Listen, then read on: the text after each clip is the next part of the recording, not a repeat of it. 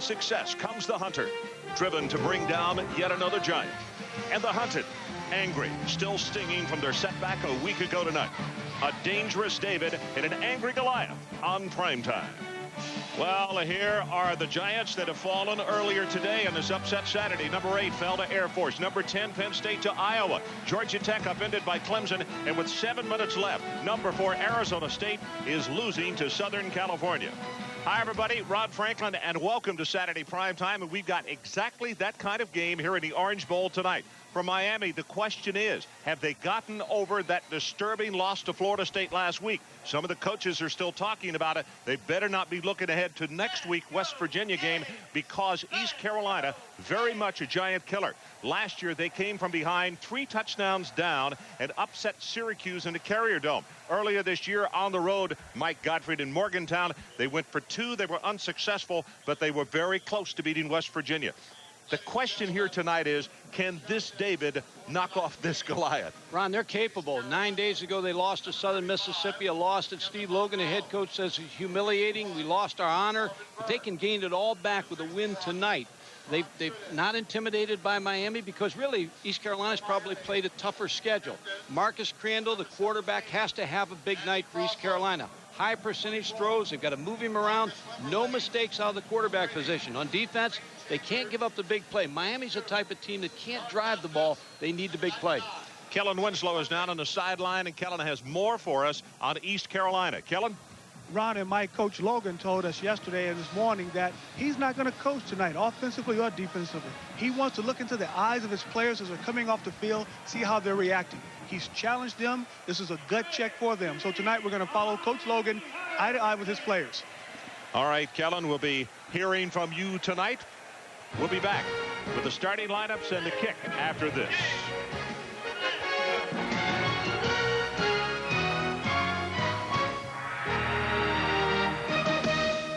Boy, this so far has been upset Saturday. Arizona State still trying to get things done. Talk about the weather a little bit. We mentioned on SportsCenter, the naughty lady Lily is out of town, the hurricane. But boy, a lot of rain has fallen in South Florida over the last week. In fact, Mike Gottfried, it really has kind of messed up the practice schedule. But tonight, partly cloudy, dry. You were down in the field, and you told me you think it's almost a fast track. Ron, I think it's a fast track. We talked about Miami having a tough week of practicing, but when we watched them practice Thursday, they had that little eye about them that I think they're going to play tonight. I think they're going to get over the Florida State game, and they're going to attend to business with East Carolina tonight. Butch Davis, and of course, second season, 12-4 here with the Miami Hurricanes. He said, you know, I guarantee you we're going to be set to play. Our attentions are not going to be elsewhere. And across the way, as Kellen mentioned, Steve Logan was just, he said it took him back to the day when he first started coaching at East Carolina, and he and his staff thought they were over it. But he thought his kids kind of quit. He said, I will not accept that. And he said, it's a good thing we're finally playing, because they don't like me very much right now. I have been very, very tough on them. Crandall winds up on the sideline. Absolutely one of the best quarterbacks in college football. You may not get to see much of him or hear much of him, but he will show you tonight very, very capable.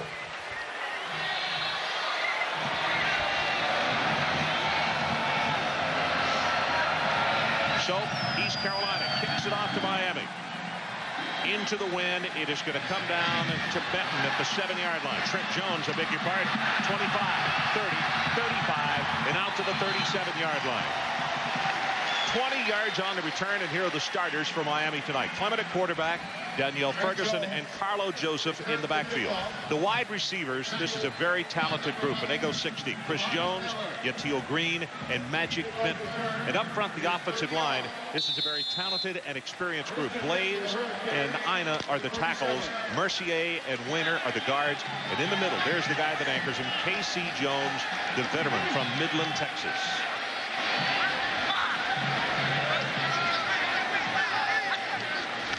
Going to throw on first down. Gets it to his tight end. That's Daphnis, and he will take it close to midfield.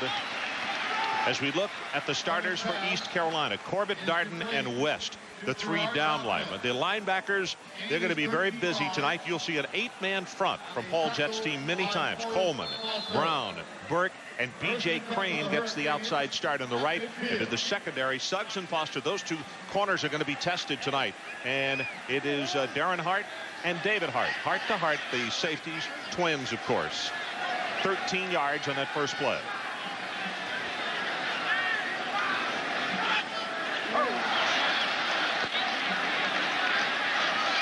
Swings it out to Danielle Ferguson. Trying to get the ball outside. They'll go across midfield, and it's Marvin Burke from the middle. Ron, when you come out of a game like the Florida State game, which is so emotional ball game, you want to make sure your first drive is going to be an important drive as you look at Ryan Clement's numbers. 1 yard. Second down and 9. 49. First drive, you want to make sure you set the tempo for the whole game. What he's arguing about is he thought there was offsides on the play of East Carolina. It wasn't called.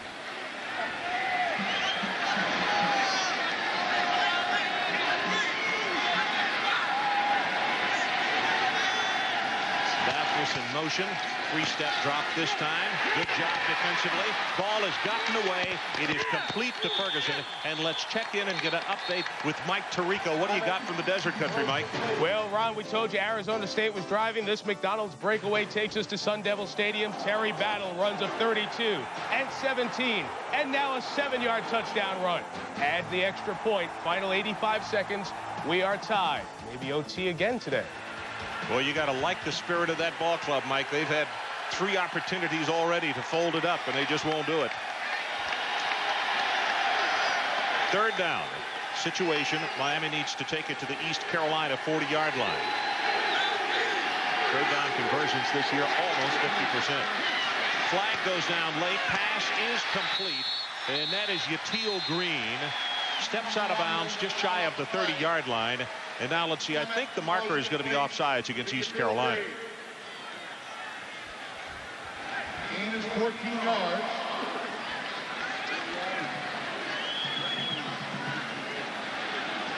Offsides. Defense. Penalties decline. First out. Now the reason that they don't take the penalty, they gained 14 yards in the play. Randy Sims and Conference USA, all of the officials tonight. Clement signals to the bench. Let's get everybody in here and give me the play. Let's move it down the field. Mike, very important, like you said, to get something really positive out of this first drive, to know that they're on focus that they should be. And the thing you want to do is put the last game behind you by putting an exclamation point on here. It's a new day, a new game. Daphnis again in motion. Clement lobs it, got a man. Complete at the 5. Touchdown, Jermaine Chambers.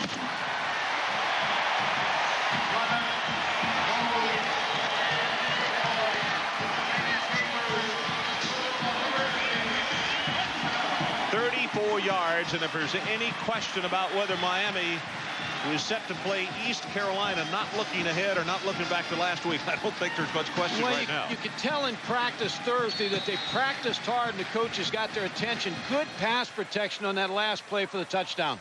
High pass, and the kick is going to be wide. I'm not sure if they got a piece of that or not. Crossland with the extra point, and Coach Davis is not real happy with the special teams. 6-0. One more look at Jermaine Chambers. Hurricanes on top, 6-0. ESPN's coverage of Saturday primetime is brought to you by Visa. It's everywhere you want to be. Now the Miami Hurricanes score with ease as Clements goes 5 of 5 for 63 yards, and that man, Chambers, 34 yards. And a very convincing start by Miami here tonight, and particularly for that young man, was perfect at 5 of 5.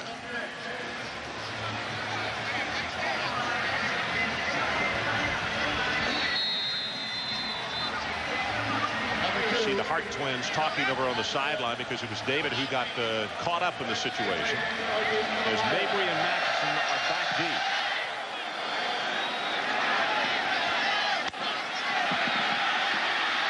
Matheson. 30, 35. Still and the kicker has to help out on the tackle. Gaitan, great return. Jermaine Chambers is going to run a post route here. The other receiver, they've got a two-man route for Miami right here with great protection for Ryan Clement. But watch Jermaine Chambers just run past the defensive backs. David Hart just missed the coverage. There you got the touchdown. Now, they were expecting a blitz, so you've got 8 people in the block, so you're going to get good protection. And that really is what made the play because there's no pressure on the quarterback, Ryan Clement. 40 yards on the return, so excellent field position for East Carolina. Crandall to throw on first down, and he hits his man right over the middle. That's Galloway. Inside the 30-yard line, and this game is taken off like the Derby. Let's take a look at the starters. Crandall at quarterback. Galloway, who just caught the pass in the back. He's actually an H-back, and Scott Harley is the fullback. The wide receivers, good group. Now, Scott Richards at tight end, you'll see him a lot tonight. Shannon and Nichols, the 2 wideouts. And up front, the offensive line, these 2 tackles have got their hands full tonight, and Gray and Sutton. Burns, McPherson at the guards, and Danny Moore is the center. 29 yards in the first play from scrimmage.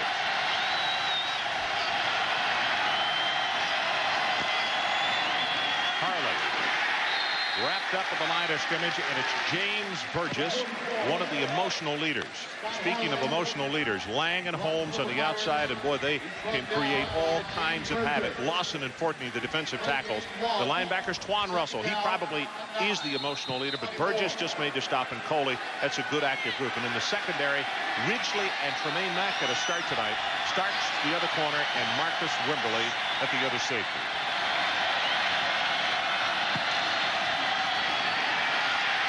Pressure from behind, throws it complete at the 14-yard line. Scott Richards, he had 6 catches last week in that ball game against Southern Mississippi.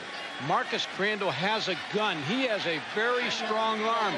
You see the 3 interceptions and the 2 losses that they've had. That's what Miami has to force them into tonight, Ron, to make some bad throws into coverage. East Carolina on the other side has to move Marcus Crandall around because of Kenny Holmes and Kennard Lang, 2 strong defensive ends. There's Holmes right there, working against Jamie Gray, senior out of Phoenixville, Pennsylvania.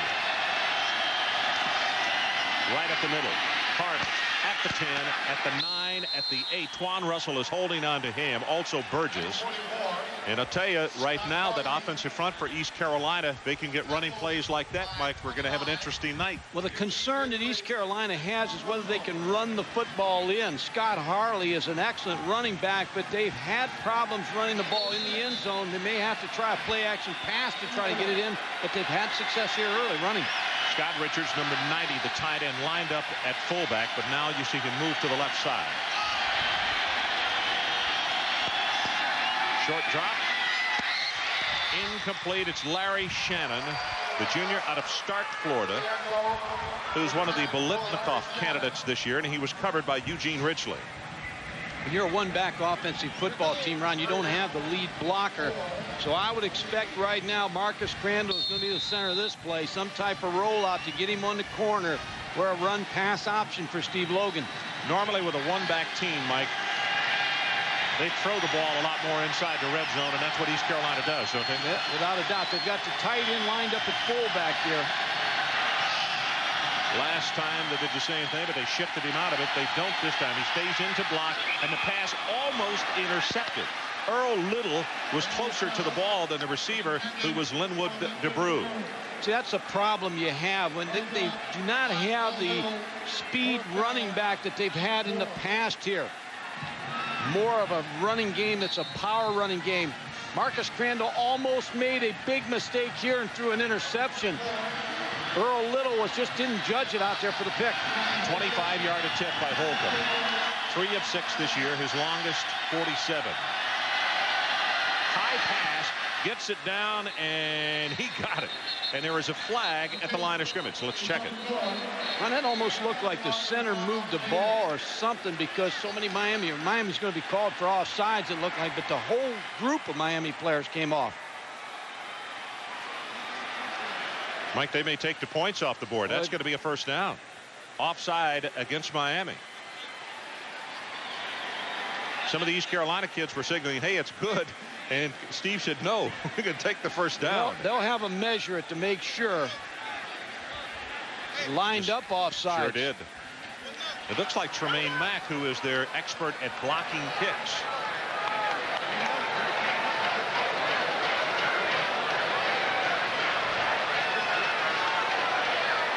Miami took the ball, went right down the field. Punnett was just red hot. Hit 5 of 5. Miami scored, missed the extra point. And now East Carolina, with the penalty, will have a 1st and goal at the 4. First out. Now let's see if they go to Scott Harley here, Ron. They're in a little closer inside the 4-yard line. Scott Harley ran for 291 yards and 41 attempts versus South Carolina. So let's see if they put the ball in number 44's hands. Averaging 142 yards a ball game, muscles his way forward. You can see Burgess, one of the men at the top of the stack. Also, Kenny Holmes is down there. You see the struggle that they're having running the ball. So I think right now in 2nd down, I'd come right back with a play-action pass with Marcus Crandall. Fake the run, get him on the corner and see what happens. Chappell comes into the lineup. He's a sophomore out of Roxborough, North Carolina, number 87. The other guy you can look for is number 90 there, Scott Richards.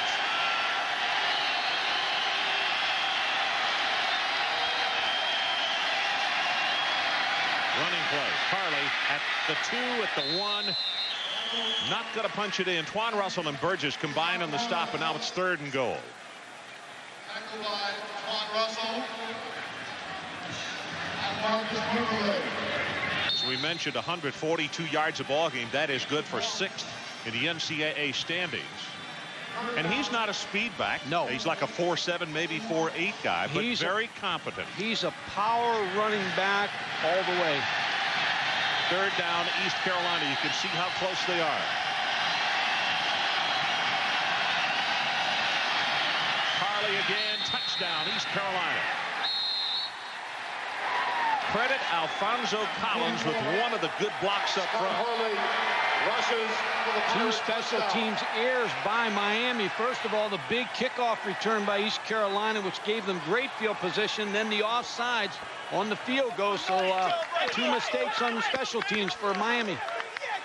Jamie Gray, one of the leaders on that offensive line. 6'2", 293, getting congratulated by the coaches as he goes to the bench. As Holcomb tries to break the tie with the extra point.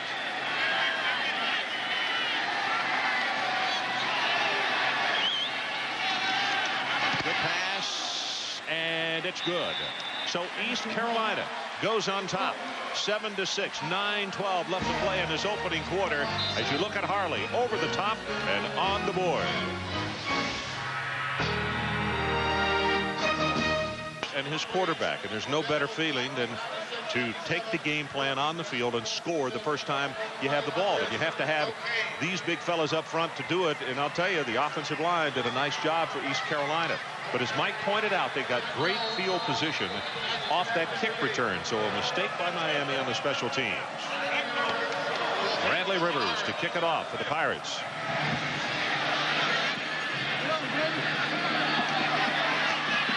Magic Benton going to take it to the 22-yard line.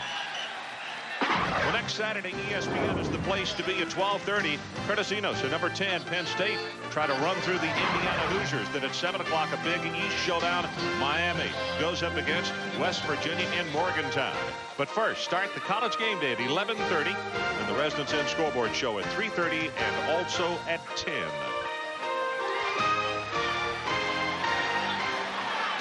Some of the crowd here tonight.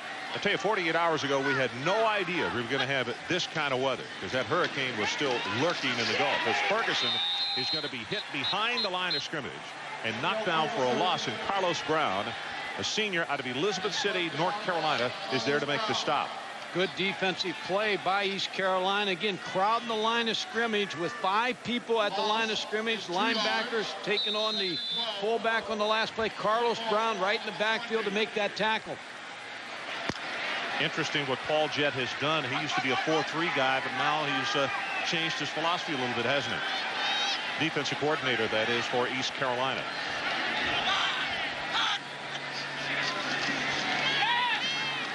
Clement Deep in the pocket, sings it. He's still perfect on the night. Yateel Green this time. Out to the 40-yard line. Kelvin Suggs will make the stop on him. This is the matchup that I think favors Miami the most. The wide receivers of Miami versus the defensive backs. And when you have a quarterback that's improved like Ryan Clement, last year he came on the scene, wasn't sure he was going to be the quarterback. Yet Scott Covington pushed him. Finally, against Boston College, he won a game in the last 49 seconds, felt the job was finally his. About to go under 8 minutes in this opening quarter. Daphnis in motion. You can see the collision in the backfield. And Ferguson's going to wind up with a gain of almost 5 yards in the play before Darren Hart puts a stop on him. Stopped by Darren Hart.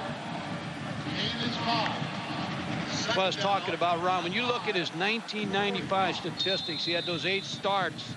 And what he did, 3 touchdowns, 10 interceptions, and see how he's turned it around this year. He's a leader, and he probably played his best passing game against Florida State in that loss last week. Again from the eye, Ferguson puts a head down. That's enough for the Miami first down. You know, Mike, he told me on the practice field on Thursday afternoon, Clement, that another reason that he is playing with so much more confidence and thinks he has totally grasped the system is that guy number 63 that he takes the snap on. Casey Jones is his best friend. He said, he helps me out so much. He not only makes the line calls, but he said, how can you not have confidence when you got a guy like that to help advise you in the huddle and anything else that you need? Jones has been a real savior for him. No doubt. And Larry Coker, the offensive coordinator, says the difference in Ryan Clement and the other quarterbacks is he's on a mission to beat people. Great leader. There's Magic Benton in motion. Again with the run, Ferguson.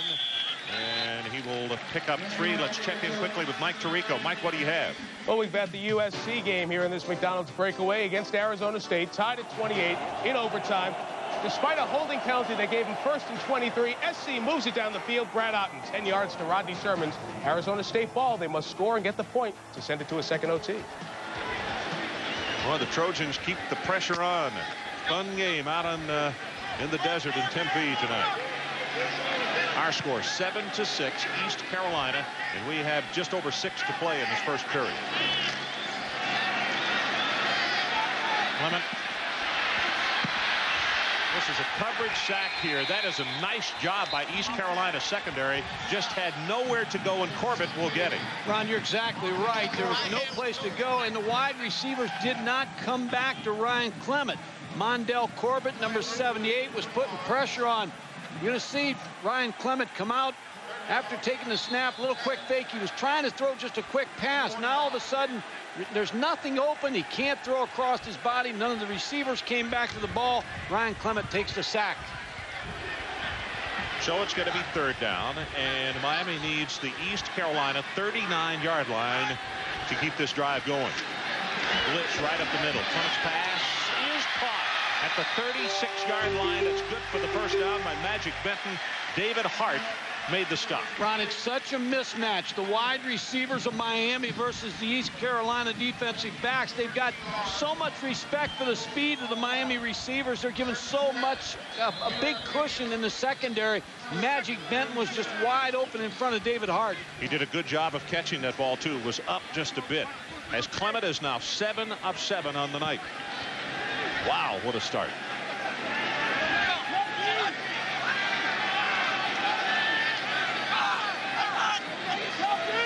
Daphnis in motion again. Ferguson with the sweep.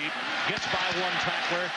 Didn't wrap up on him, and it cost him 3 more yards as Marvin Burke will finally wrap him up and bring him down, but he's at the 27. Well, Larry Coker, the offensive coordinator, likes Danielle Ferguson, calls him his secretariat because he just feels like he can do so much. 21 touchdowns here at Miami in his career. Outstanding running back. He's got size, runs the ball strong, and it looks like Miami's trying to get him outside with this little power scheme. Little bounce, sprint draw, bouncing it outside. They got 3 real good ones at tailback besides Ferguson. Dyrell McMillan and Trent Jones. Also very good-looking youngster. But Ferguson this time as a flag comes down, and Ferguson's going to have the first down. And let's check down on the sideline with Kellen Winslow. Kellen? Well, Ron and Mike, just want to put a footnote on the Danielle Ferguson conversation. Last week against FSU was not his best ball game. FSU came in and really stuck it to him. Of course, he had great games against the Citadel and against Rutgers. In FSU, he looked kind of slow. Maybe that could have been because FSU game, the defense looked very fast. Well, one thing in that ball game, Kellen, he had 5 runs, I believe, over 12 yards that were called back for penalties. So he lost those 60 yards in penalties by his own offensive football team. And in fact, that has just happened right here. He had picked up good yardage, and the penalty is going to take it back to the 32. As Butch is working over that linesman right there in front of him. This is an entire Conference USA crew. So right. Again, Butch Davis doesn't know these officials, so he's trying to get his little words in here early in the ball game. K.C. Jones out over the football. 7-6, East Carolina leads, just over 4 to play. Opening quarter from the Orange Bowl. Clement, nobody open, gonna run it. At the 30, tries to cut it upfield, and boy, there's a flag, now 2 flags. That's going to be a clip against Miami, I believe. Somebody trying to come back and help Clement, and you could see as he went leaping, Crane got him, but he took a pretty good shot. Jermaine Chambers, number 80, just came back and just made a very foolish mistake. Mike, I talk about he went leaping, and he came down on that shoulder. And that does not look good at all, as Scott Covington is going to have to come into the ball game. Clement with a start 7 of 7, and Covington, who was a sophomore out of California, is going to come into the lineup. Ron, if you ever had a backup that's very capable, it's this young guy, Scott Covington, right here. Here's going to be the block by Jermaine Chambers. Just very foolish to make that clip. Forrest Foster, number 37. There's the hit on Ryan Clement. And you could see Crane as he went through the air. Crane was on him, so he not only had his weight, but Crane's weight on his back as he came down on the shoulder.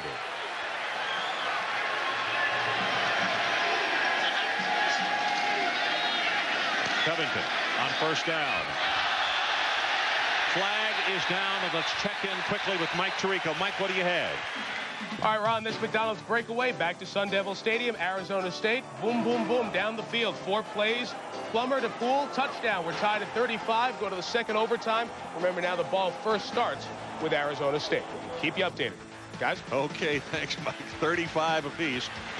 We'll get you a report just as quickly as we can, but it is obvious what they're doing. They are checking over Clement's shoulder, and either they're going to move him further down the bench, or they're going to take him to the locker room, Mike. I think they're going to take him in.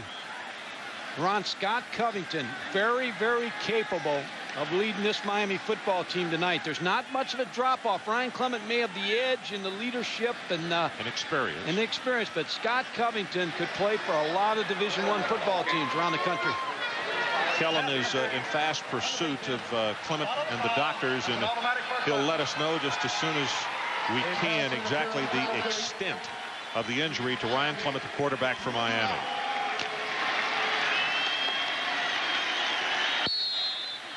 So now it is really incumbent upon that guy, K.C. Jones, and those other veterans up front to come together and help an inexperienced Scott Covington. Running play, not much there. And let's go down. Kellen, what do you have for us? Ryan Clement sprained his left shoulder. They're going to take him in, take off his pass, and check him out thoroughly. When I asked the doctor if he was coming back, Ryan Clement said, yeah, he'll be back. He will be back. Okay. All right. Great hustle there, Kellen. Appreciate it. Kellen needs some water now after that run there. He was sprinting down the sideline. It's a humid night. Second down and 10. And if you have just joined us, just over 3 to play, first period. The Pirates of East Carolina 7-6 over Miami. And the Hurricanes are driving with the ball at the 28. Covington. Incomplete, little low in the pass to Magic Benton.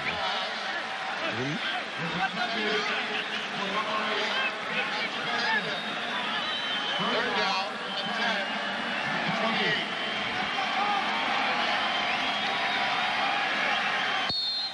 look at the quarterback. The backup quarterback doesn't get a lot of repetitions in practice. That's why your first team gets most of the repetitions. Your second team quarterback has to do a lot by watching and watching tape and being ready for this opportunity. You're always one hit away from being in the ball game. So it's third down. They need 10. That was the first incomplete pass a moment ago, and this one is too high to Yateel Green. Had him semi-open, but that one just kind of sailed on him.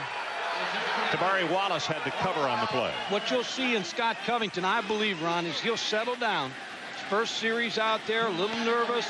All of a sudden, you're sitting on the bench, you're cold, you've got to go out there and throw a couple passes. He needs to get on the sideline, loosen up a little bit. You'll see a pretty good quarterback before this ball game's over. Crossland, perfect on the year, his longest 50. And this one is going to be from 46 yards. Good placement, plenty of distance, and he just missed. Wide to the right. So the faithful from East Carolina who have come down here are up and cheering. They're on top. So far in this ball game, offensively and defensively, have matched what the Hurricanes have thrown at them. And the difference in the ball game is 2 missed kicks. A missed extra point and now a missed 46-yard field goal by Miami. Steve Logan, yep, he wanted to make sure that his team showed up tonight, and they have done just that.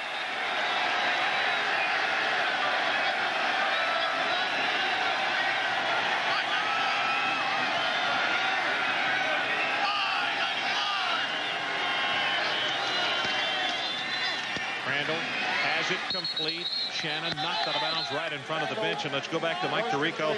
Well, what do you have on Desert Storm 2? Well, in the second overtime, Ron, a Terry Battle 25-yard touchdown made it 42-35. And this McDonald's breakaway takes us to USC. Trying to drive. They have to score to get the win. Otten tries a shovel pass. It was incorrectly called a fumble. Taken back by Courtney Jackson, the distance. They don't have to try the extra point. It is a touchdown. ASU wins by 13. So the number 4 team in the nation holds on with some heroics in Tempe. Harley breaks it open to the 45 and now the 47-yard line, and Tremaine Mack had to put the stop on him. And Mike, we're talking about he's only a 4.7, maybe a 4.8 guy, but he shows right there he's quick and good. Well, he's got some speed, but again, he's a power runner that had those 291 yards in a rainstorm versus South Carolina. Just breaks up the middle, but that's good blocking by the offensive line. He had 10 runs over 13 yards against South Carolina in that rainstorm. As Steve said last night, he is a mutter. 97, Michael Lawson came across. He's trying to say that Danny Moore moved the football, and we'll see if the officials concur on that. We talked about the mental attitude of this ball game. Getting a little sloppy for Miami right now. 2 missed kicks. Offside on the defense. 5-yard penalty. Still first down. When you know your team lacks concentrations, when you start having penalties, you start making mistakes in the kicking game, you know, that it becomes a little sloppy, and that's what Butch Davis is going to try to do on the sideline, is get the attention of his football team. You know, you talked about in the cut-in we did for SportsCenter also. This week was so choppy. On Thursday when we came down to watch practice, they only had one field, the AstroTurf field, that they could work on. That's only 60 yards, so the defense came out first. Then the offense had to come out after them. They have not had a lot of work outdoors this week.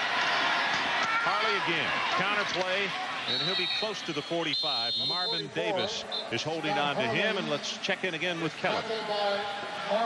Well, Ron and Mike, you talk about Harley, the running back, and his lack of speed. No, he has a good burst to the line, but take a look at this stat here. For the season, he between 0 and 6 yards, 81 times he's gone there. Between 13-plus yards, only 14 times, showing that lack of breakaway speed. But efficiency is the name of the game, and he is just that. Close to the first down. I don't think he's going to have it on this one. Is Kennard Lang.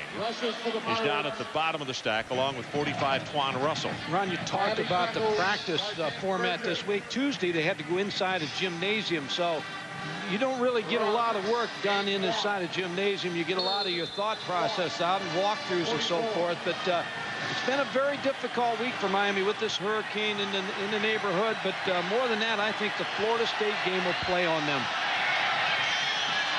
Third down, you can see just how much they need to pick up the first. And he'll go straight ahead with Crandall, and from where that linesman is coming in across the way, he is going to have it. Russell is at the bottom of the pile. Marcus Crandall does it all at quarterback. In 1993, he fractured his left ankle. He's the type of quarterback that can get, as his offensive coordinator Doug Martin said, he's going to bust out against somebody, and hopefully it'll be tonight. But he said he's capable of just having a record-setting night. Very strong arm. Receivers think they can hear the ball coming. It's so fast. First down. As we are inside a minute to play, first period.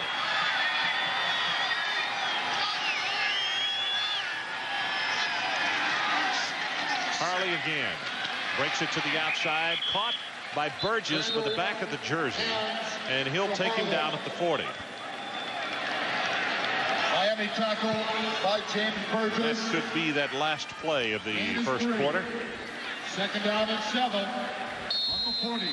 Steve Logan told his football team, and you don't hear this said by head coaches many times. The last thing he said to him, I don't care if you win or lose. I just want to make sure you play hard. I just want to see what's in your hearts. And he should be pleased with this first 15 minutes. That's the end of the first quarter.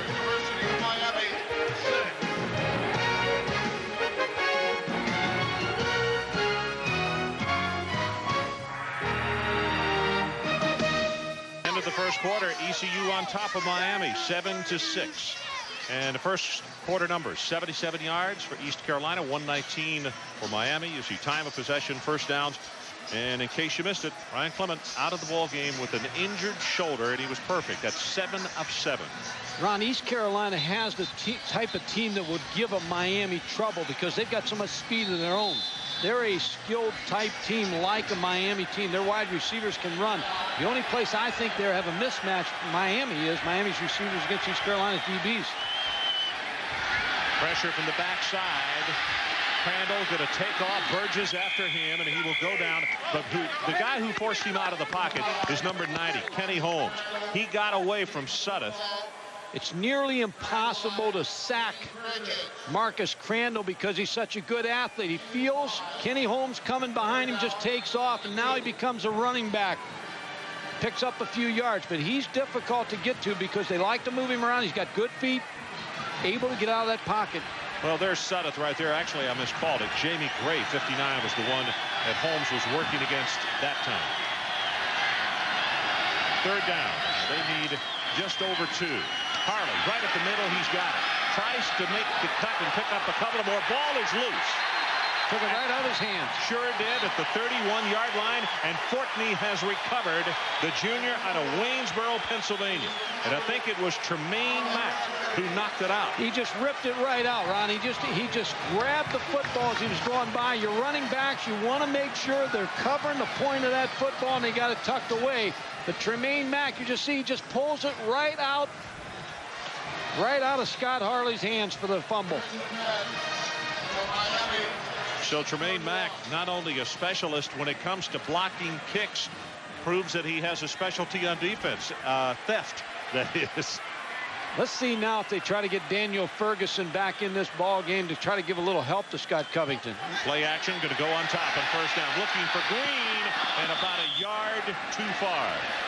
Suggs is the man who is covering. That's your matchup that you like. Teal Green's going to be very difficult for Kelvin Suggs to handle in this ball game. On the other side, Forrest Foster is going to have a tough time with Chambers and Benton. Chambers has already caught a touchdown pass.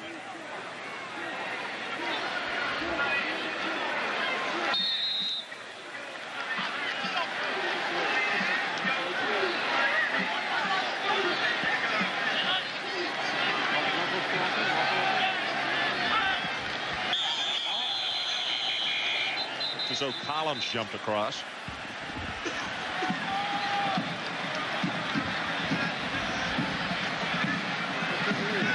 This is a crew, as I said before, of Conference USA. An entire crew of that East Carolina will join that league.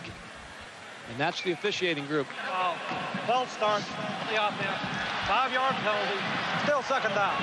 Well, on November the 1st, ESPN, the worldwide leader in sports, puts a whole new spin on sports news. We're proud to announce the launch of ESPN News, television's most comprehensive news service. Up-to-the-minute reports and all the breaking news from the world of sports on one single channel 24 hours a day. Call your local cable operator or satellite provider for ESPN News. Debuting November the 1st. Ferguson finds an opening. 30, 35, almost got loose. Hart will grab him. That's Darren Hart. And he'll take it out to the 37-yard line. Good draw play there, trying to get the defensive lineman up the field. Danielle Ferguson showing a little burst on that play. Larry Coker, the offensive coordinator, coached at Oklahoma State, said that Danielle Ferguson reminds him a lot of Thurman Thomas. You look at Harley on the sideline, who after you do something like he just had happen to him with the fumble, you want to get back out there and show that you're worthy. Covington pumped it once. Flag is down, and he's going to be hit. Ball is loose, recovered by Miami at the line of scrimmage. It's Collins holding on to it.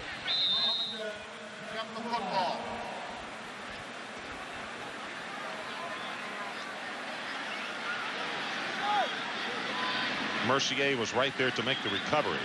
He had a concussion last week against Florida State.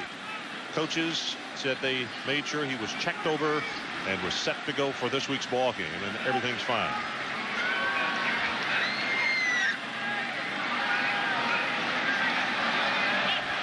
Well, on the sideline, number 16 is back out of the locker room. Ryan Clement throwing the football. Legal motion on the offense.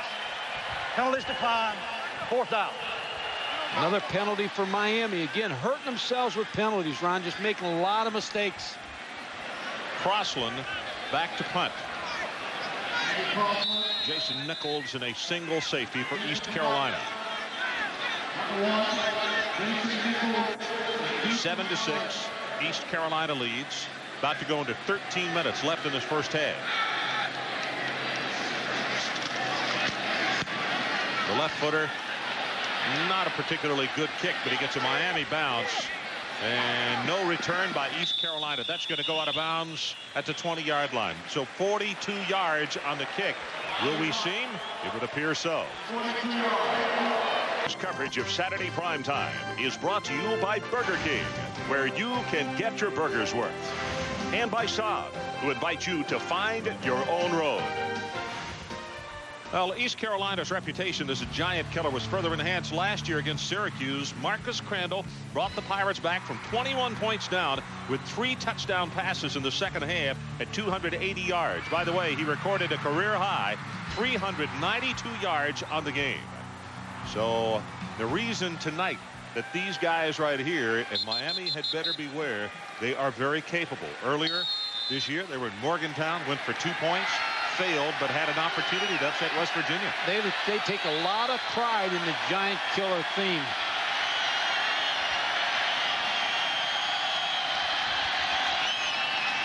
Quick pass. Gets it out to Galloway. Galloway comes out of bounds close to the 28. Burgess is outside. That's the strength of a Marcus Crandall. He's got such a strong arm. He can get it out to the wide receivers quickly. Mitchell Galloway, then the wide receivers of East Carolina are like Miami's. They've got so much speed that you can't miss a tackle on them. And they line him up in the backfield, adding pressure to a linebacker, too. Speed, that's exactly right. You get that matchup. This time, the one-back set with Harley. He gets the handoff, left side. And he'll fight his way for almost 7 yards. Earl Little holding on to him, number 4, the senior out of North Miami. Ron, I'm going to repeat it again because it just does not look to me like Miami is the type of Miami team that we've seen over the years. They're just, again, the after effects of the Florida State games still on them. Kennard Lang, Kenny Holmes, we haven't even mentioned their names, but maybe one time so far. So they're just really out of sync. Takes it to Harley this time. Steps up into the pocket, and oh my goodness, he had him open and way overthrown. Galloway was the guy he wanted, but you can see Marcus Wimberly is there trying to cover. I like the play calling by East Carolina because they're keeping Kenny Holmes and Kennard Lang, those 2 outstanding defensive ends, off balance. They have not been a factor yet. Steve Logan, Doug Martin, the offensive coordinator, doing a nice job of keeping them off balance. 2nd down and 10. Keep an eye on Holmes this time. Almost jumping offside and then gets back. Here they come with the linebacker blitz, and Harley runs right by it.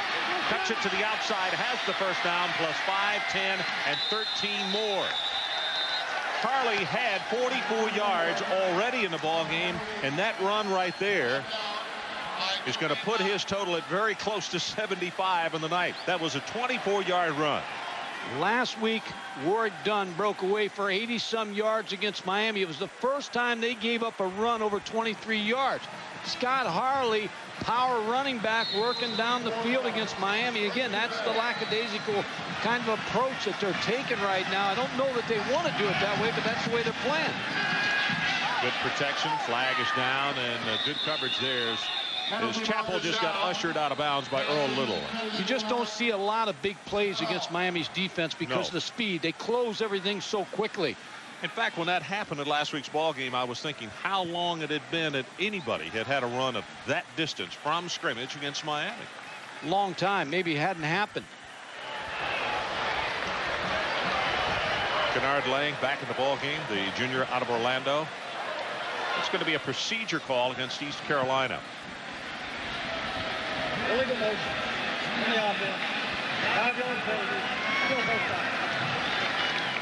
So East Carolina with a mistake on this drive. Just over 12 to play. They lead 7-6. What a day it's been in college football. We'll have our scoreboard show for you coming up at the halftime, talking about the upsets and the near upset in Tempe. But Arizona State pulled it out, the number 4 team in the nation. Harley in the grasp of Kennard Lang. And let's check in with Mike Tirico. Mike? Yes, Ron, there were 2 overtime games involving top 25 teams. Here's the first one. Notre Dame's Ron Paulus gets sacked, fumbles the ball. Air Force runs it down. Dallas Thompson had to kick the winning field goal twice. Once because of a delay of game penalty. That one counted. Air Force wins at South Bend. Couple that with Arizona State in 2 OTs, beating USC by 13. Okay, Mike.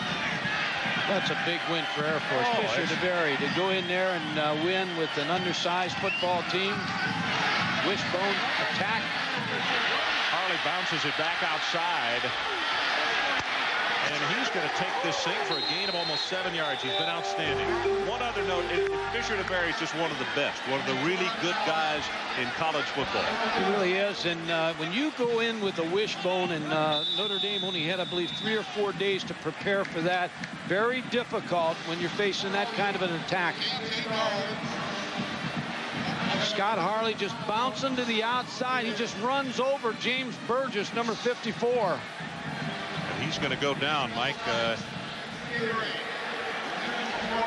Caught a headgear in the midsection. And as you can see, he's going to be up and okay. Look at the numbers on him. Already 80 yards. And I mentioned we had a nice shot of him on the bench a minute ago. We were talking about when you fumble, you want to come back in and prove that you're worthy, that happened, but you want to get away from that mistake. He's running more possessed now since the fumble. He's worthy. Yeah. He really is. He is off to a good night, and that should open Marcus Crandall in the play-action passing game. Defensive front of Miami, and they know they've got to get more pressure on Crandall. Either force him up into the pocket or make him move around a little bit. ECU 2 of 4 on 3rd down conversions. They need 3. Crandall right over the middle, caught by his tight end Richards, and he'll have the ECU first down. Kennard Lang puts the stop on it. Just a Y option play where the tight end goes down the football field 8 to 10 yards, and he hooks either away from the linebacker to the inside or to the outside. Scott Richards is going to work up the field and hook inside. You see away from the linebacker. Linebacker kind of ran into the umpire. He was shielded so he couldn't get to Scott Richards. Mack showing blitz on the play, as well as Russell. Possibly inaudible. Throws to fade to Shannon, incomplete. Everything's been quick the first half, throwing the ball. That's out of respect for Kennard Lang and Kenny Holmes. They don't want to give them a lot of time to get a big play and rush Marcus Crandall and cause a fumble. So a lot of quick calling pass plays, 3-step, drop, throw the football. The 7-step drops against these kind of guys are not good. And it really drives at Kenny Holmes and Kennard Lang a little while because they can't get in on the play. They can't, all of a sudden they get to the quarterback and the ball's gone. See Lang moving around a bit. Play action. And for the end zone, again, that's a nice job by Earl Little against Larry Shannon. Kellen, let's check in with you quickly. Ron, we were isolating the left tackle as he was having to block Holmes, a great defensive end. He does a pretty good job on these last couple of plays, but on this pass play, he does a good job by kicking himself out, not stepping up towards Holmes, closing the angles so Holmes can get around him. A very good job on that one. He pretty much shut him out for most of the game. Jamie Gray is a senior, Phoenixville, Pennsylvania, number 59. You think Scott Richards be a big part of this play. 3rd down, and the line to make is the 16. Miami shows blitz. They stay at home as Harley gets the carry. Ball is loose. Let's see if they call it a fumble. They say he was down. Well, it's going to upset this Miami sideline a little bit more. Kennard Lang was the guy who made the hit. Good hit by Kennard Lang.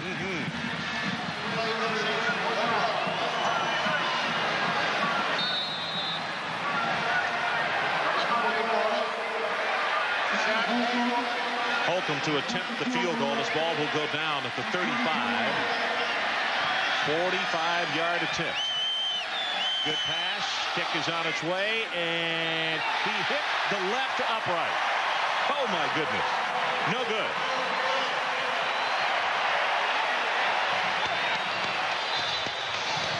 So let's take a break. Field goal, no good. Pirates still lead by 1. $1 million scholarship program. Burger King donates $100,000 per week in the name of scholar athletes whose achievements go beyond the field in all NCAA divisions. Tonight's student of the game from East Carolina, linebacker B.J. Crane. He's a communications major with a 2.7 GPA. And from Miami, linebacker Tony Coley. He's a pre-physical therapy major with a 3.0 GPA. And Mike, look who is back in at quarterback as Harley is on the sideline. Ryan Clement has had his shoulder worked on in the locker room and is back out on the field. Those were his numbers before the injury. 7 of 7, 96 yards, and a touchdown.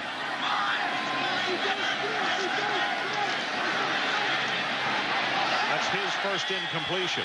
And now here comes a flag, so we erase that. That's got to be interference. Teal Green is who he wanted. See if Suggs is going to be flagged for the interference. Thought he hit him before the ball was there. Pass interference on the defense. Spot foul. Automatic first down.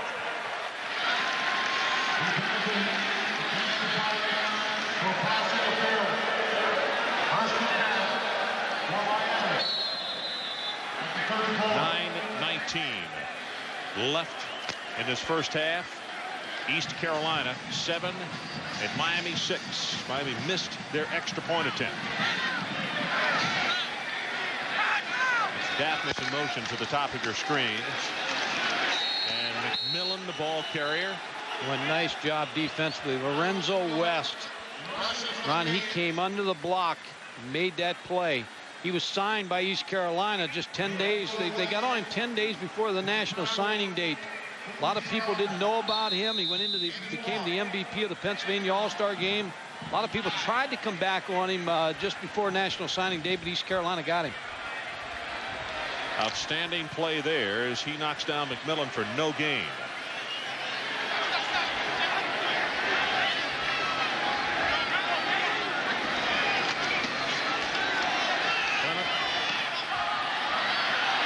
Incomplete. And Mike Tirico, let's go back to you. What do you have for us? Ron, one of the still undefeated, Alabama at home against Ole Miss. Just a 10-0 game, but Freddie Kitchens hits Michael Vaughn, who explodes through the secondary.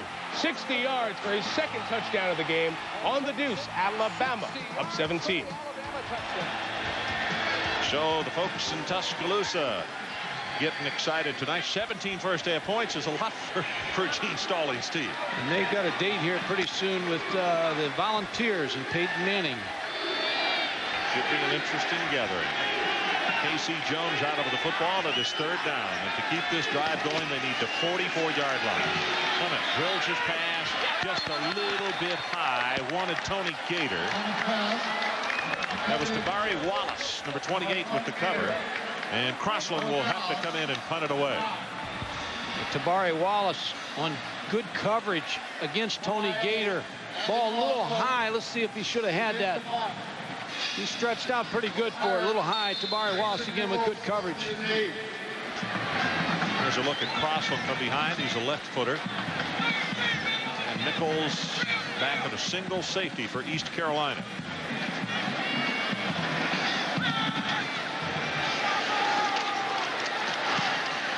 And they got the return on. This is an end-over-end kick.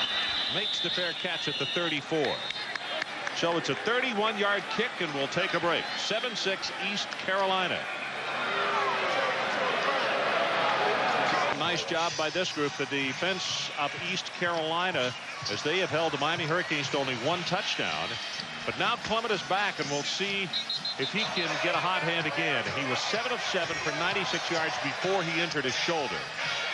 They just had to punt it back, and we'll see if offensively Miami can get back on track. Marcus Crandall's turn right now, though.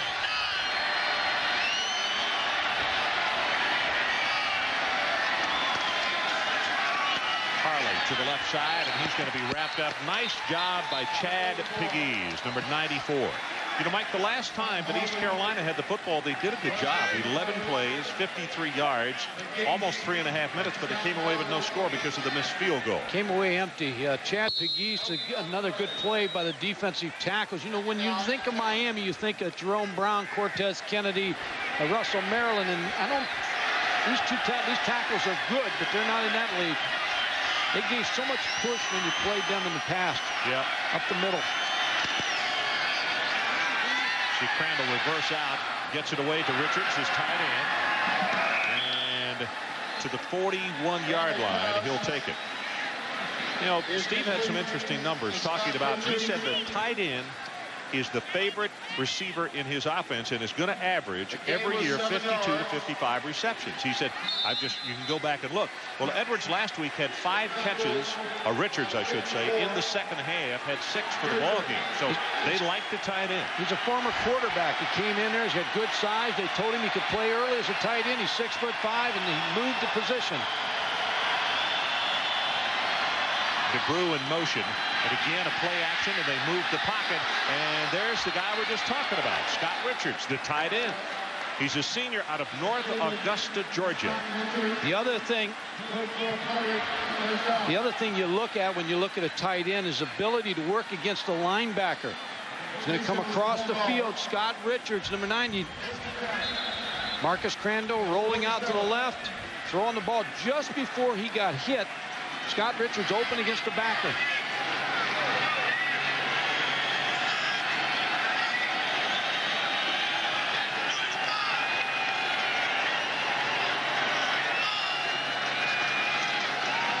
Harley. You see 54 Burgess is the man who grabbed him first, and also Pegues is down at the bottom of the pile. I think a lot of people had questions tonight whether the offensive line of East Carolina could hold up against this defensive front of Miami, and so far this first half they've done an excellent job. Yep, they have. I'll tell you, that doesn't look good right there. Kennard Lang looked as though he was favoring his left shoulder or arm, one of the two. We'll get a report.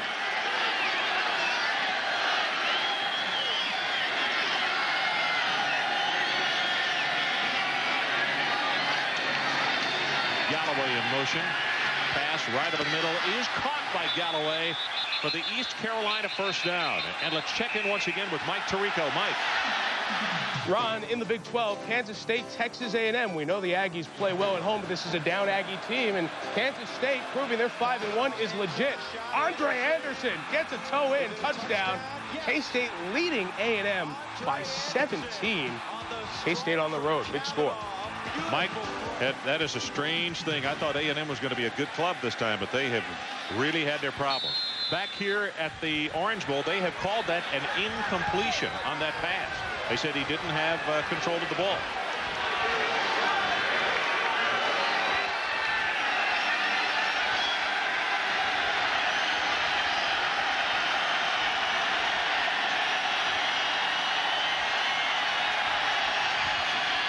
On third down, Crandall gets it away, and it is caught by Harley, and he'll take it for the first down. Talk about vision of a quarterback. Again, I said he's elusive, tough to get to him to sack him. Always moving up in the pocket. Marcus Crandall found Scott Harley out of the backfield. And key first down. That shows you his arm strength too, Ron. Going down and able to flick that wrist and get that ball to the sideline to Scott Harley.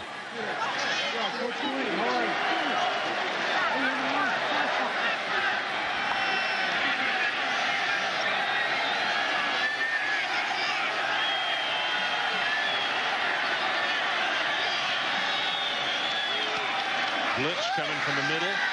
East Carolina picks it up. Crandall's pass. You're going to have Earl Little all over his back, and pass interference is called. Good play fake again by Marcus Crandall. Marcus Crandall's having an excellent first half for East Carolina. Making plays for his offense.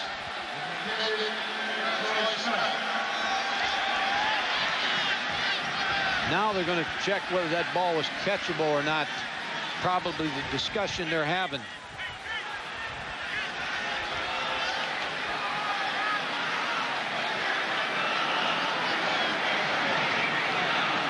You see Butch signaling that it was too tall. On the offense, pass interference on the defense, fouls offset, first down. Getting a little sloppy. 5:35 remaining until halftime. East Carolina leading by 7-6. And Miami knowing that they got to close the door right here because this Pirates group wanting to come in here and show they can pull the upset. Well, Miami's had a tough time stopping Scott Harley in the running game, and Scott Richards as far as a pass receiver working against linebackers. Crandall drills it complete. That's Shannon at the 10. It'll be first and goal. East Carolina at the 3-yard line. Twan Russell finally run him down. Larry Shannon is from Florida. He went to a small Class A high school here.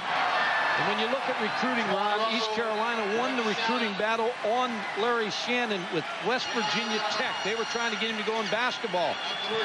But he came to school here, and he's turned into an excellent receiver with good speed, and he's 6'6".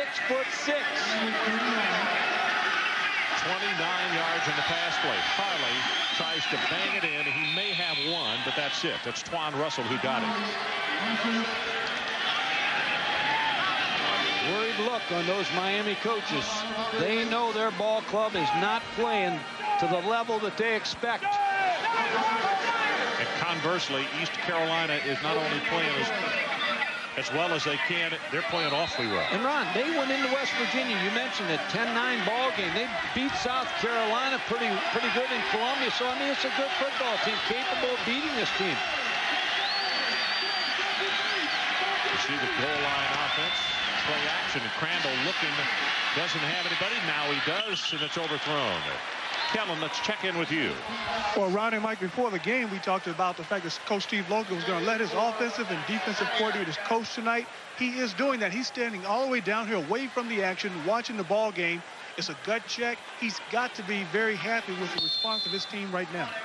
Yeah. You can bet one thing, with that headset on, he's doing a little coaching.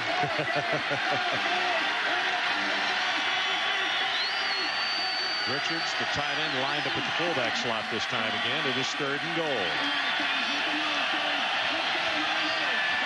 They don't want 3 here. They want a 7.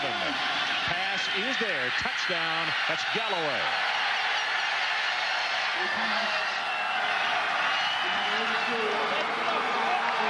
Tremaine Mack down pounding the turf here at the Orange Bowl as his ball club has just fallen behind by 7 points.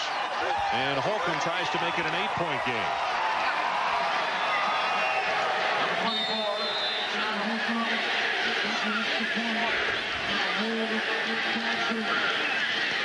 Holcomb, a senior out of Smyrna, Georgia. Knocks it home. So the question is, the theme of the day in college football has been, some of the mighty have fallen. Miami heavily favored in this one, and right now they are down by 8, 14-6. Little quick slant to Galloway. Wide open, just got inside of Tremaine Mack. And Ron, I'll tell you what Butch Davis is thinking about right now is 4:37. He's got to jump start this sideline. And you know, the best thing that could happen is like Magic Benton on a special teams play to get them going once again. Let's go down to you, Kellen. What do you have for us? Well, Ron, Mike just made the comment about Miami's sideline. Looking, I'm on the East Carolina side right now looking across. You would think that the University of Miami Hurricanes were in another ball game doing something else. There is no reaction to anything that's taking place on the field. The coaches are walking around looking a little bit stunned. The players act like they're not even here.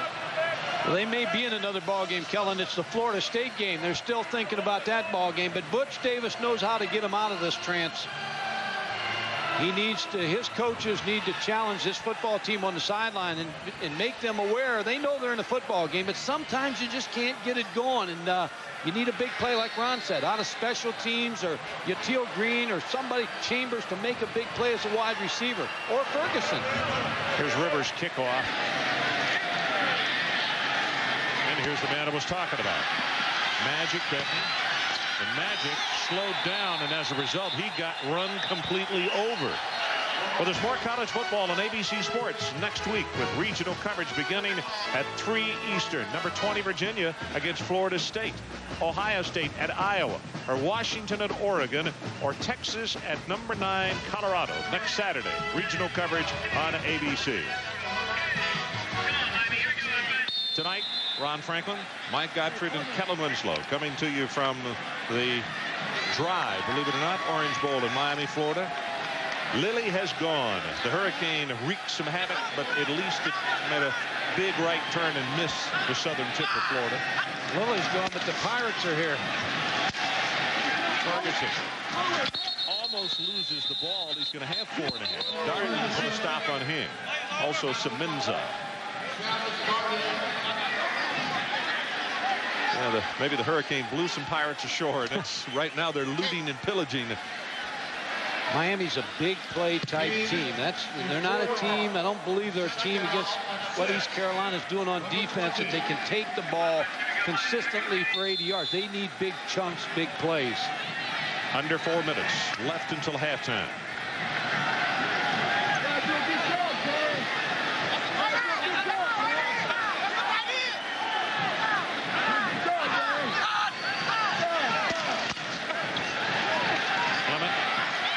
Going on top, and it is intercepted by Suggs. Yatil Green mistimed his jump, but the ball may have been even overthrown over him. Yeah, he mistimed it totally. He jumped about 2 feet in front of the football. Kelvin Suggs just sitting back there, and ever since the injury with Ryan Clement, he has not thrown the ball as well as he was throwing before he got hurt.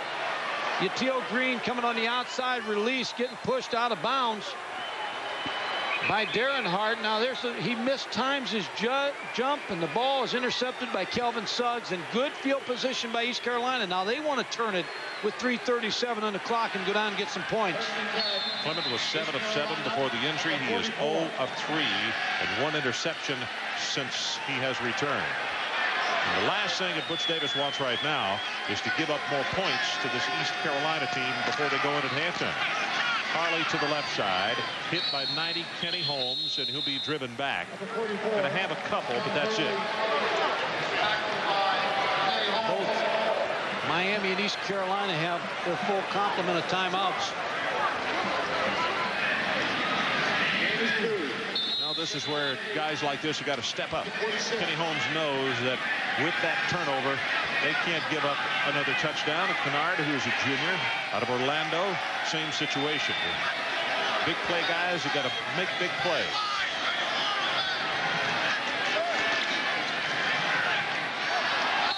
Crandall just threw that one away, and the flag is down as Shannon.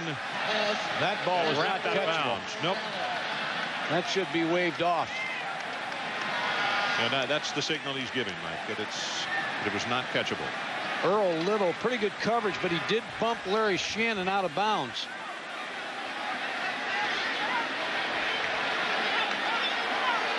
And Larry Shannon 6'6", so Steve Logan saying he might have been able to catch it. Pass is ruled uncatchable.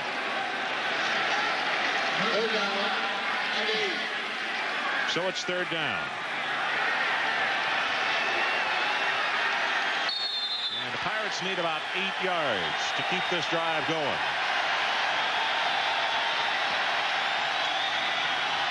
They roll the pocket. Crandall on top, and he throws it an acre. And the receiver had only run about 3/4 of an acre. So they were in the same zip code, but that's all. Good coverage by Miami in the secondary. Kenny Holmes, first of all, trying to get to the quarterback. That's Kennard Lang being blocked. On the other side, you got a little stunt coming on with Kenny Holmes. But the offensive line of East Carolina up to the task. Mike, this is the first punt by East Carolina tonight at the 2:50 mark in the first half.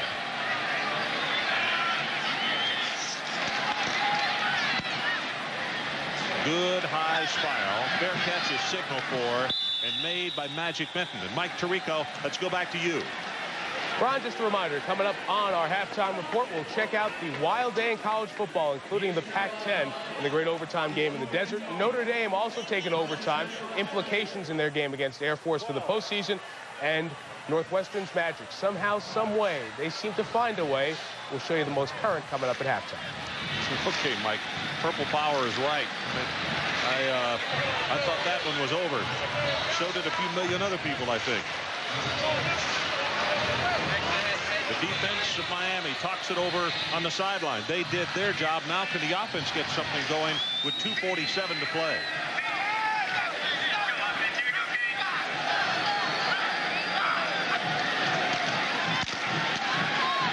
Danielle Ferguson hit in the backfield. Carlos Brown got to him, and then Darden helped out on the stop, and some scattering boos here. Well, ever since the first drive that Miami had, that they went down and scored a touchdown, they had a lot of success on first down. But East Carolina now, since that score, Paul Jett, the defensive coordinator, they have owned first down. Miami's been in 2nd and long, 3rd and long, all the first half after that first scoring drive. Well, that was a good stop there by Carlos Brown. Look at this, Amos Zaraway. They shut him down. Deuce Staley. They shut him down, the great running back from South Carolina, so they're capable of closing the door on it. Coming out to Ferguson. Hit from behind, just short of the 20 by Corbett.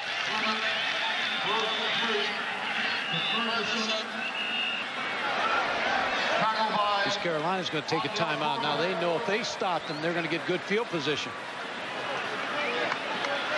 East Carolina calls timeout. So we're going to take the break with them. 1:45 remaining until halftime. We'll be right back. 3rd down, 5. 14-6, East Carolina leading over Miami.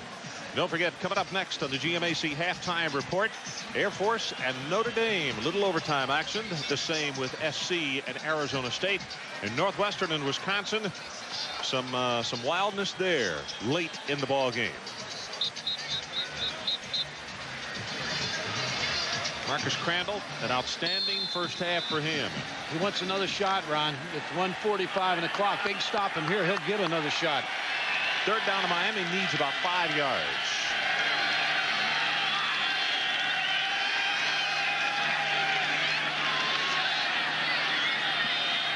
Pass is caught by Beckness, and he breaks the tackle. All the way out to the 36. B.J. Crane stops him, but that'll move the chains because it's a gain of 18. And now Miami's got to get in the 2-minute mode now, the 2-minute offense, because they still have 3 timeouts. They're going to take a timeout right here, even though the clock was stopped with the first down.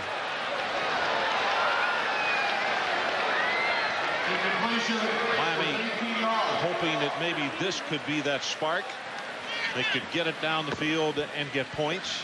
They still have 2 timeouts left, as does East Carolina. East Carolina's been able to do a job on Uteal Green and Magic Benton. They've kind of kept them quiet here in the first half. And you just figure it's just a matter of time till they break loose because the matchup's in Miami's favor on the outside. There's Marcus right there. His numbers just over 50%, 121 yards, and a touchdown. And the thing that has really kept Miami's defense just off balance enough, the short drops and quick throws, as Mike said, plus the fact he is mobile enough, whether they play action or not, he can just get out of harm's way enough. And the other thing to add to it, Harley has had a good first half. They've ran the ball against Miami successfully. Yep, they have run it successfully. And the special teams mistakes of Miami have dug a little bit of a hole. Well, they've got an opportunity now. They've got 97 seconds. Pass knocked away. That's a nice defensive job by Tabari Wallace. He kind of threw into double coverage on that one. Looks like that they're doubling the outside receivers, so you figure something has to be open down the inside of the field. Jermaine Chambers is going to work against the corner, and also the safety is going to come over the top. Kelvin Suggs, so good coverage, too deep coverage. Probably not wise for Ryan Clement to try to get that ball in there. Suggs wanted a second interception. The fact, if it hadn't been knocked away by Wallace, I think he would have had it. Yep. 7 interceptions, including the one tonight for East Carolina on their defense this year. Draw play to Ferguson. Going to be a gain of about 8 yards. Carlos Brown wrapped him up. K.C. Jones with a nice job of blocking up front. K.C. Jones is the leader of this offense. Doing a pretty good job there. Working against Corbett. With that left hand on the shoulder there, Mercier. It's usually called, but it wasn't called on that play. So we got 1:21 showing on the clock. 3rd down and about 2 yards for the first down. Dennis Ericsson, who was the head coach here before Butch Davis took over, said that K.C. Jones is the best center he's ever coached. You talk to any of their coaches and they just light up with excitement to talk about it. High intensity guy. Does this show respect? 1995, he was first team All Big East. He only played in one game because of the knee injury. He must have played lights out in that game. Yeah, that's what the other folks thought of him, though. You know, another interesting number in tonight's ball game, Mike. Miami always has big plays in the ball game. They've got 2 plays of over 15 yards tonight, and that's it. And that's surprising because you really feel like that they're capable at any time of breaking something in the secondary. But I think it's going to have to be the inside receiver a little bit more against the safety, against the linebackers.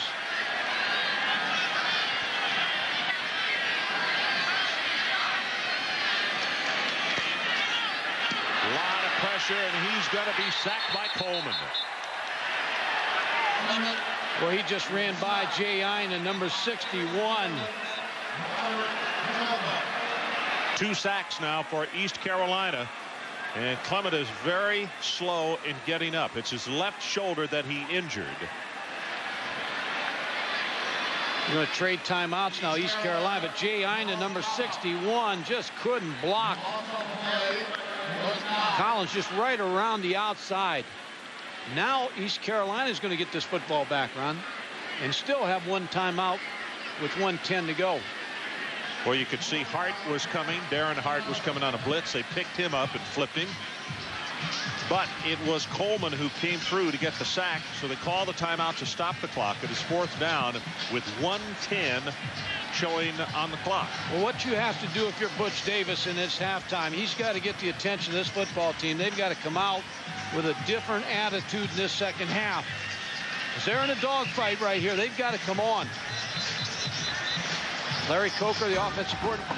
ESPN2 has the best college football. It's the Big Ten doubleheader. 12:30, the Wisconsin Badgers take on Michigan State. And then at 7 o'clock, Michigan heads to Minnesota to take on the Golden Gophers. All next week on ESPN2.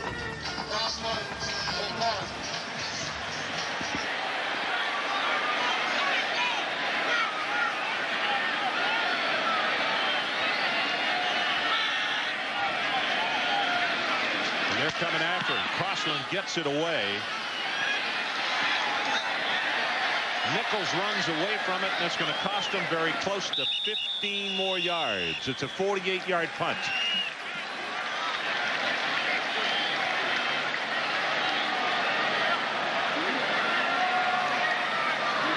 Miami punt. So they got 59 seconds to work with.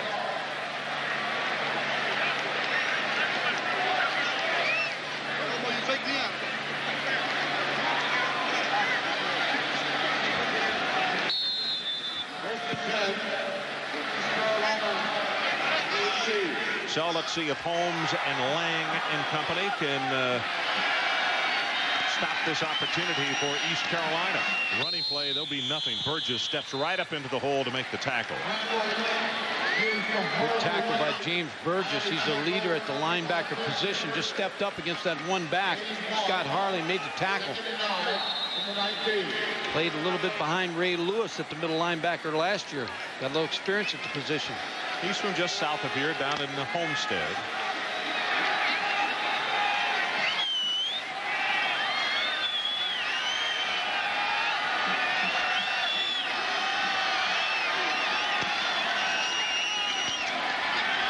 Harley going to take it for a gain of 5 to the 25-yard line. And some folks at home may be saying, well, hey, they had 57 seconds, but he didn't want to take any chances, I think, Mike, and give an easy one to Miami. And they get the ball in the second half, so they take it in the locker room, talk about the first drive, second half. Well, that's the end of the first half with our score. East Carolina 14, Miami 6. Now let's join Mike Tirico for the GMAC halftime report. Mike. Well. For East Carolina leading Miami. And Mike, the impressive thing to me in the first half, 220 yards offense for East Carolina. Very balanced. 99 on the ground, 121 passing. Can't do it a lot better than that. No, against a very good defense of Miami. When you get that balance and everything's clicking for you. The other side of the ball, Ron, they are not allowing big plays by the Miami offense. One big play to Chambers for the touchdown. Paul Jett, the defensive coordinator for East Carolina, has to be absolutely ecstatic. Look at that number, the second one on the right. Only 36 yards rushing.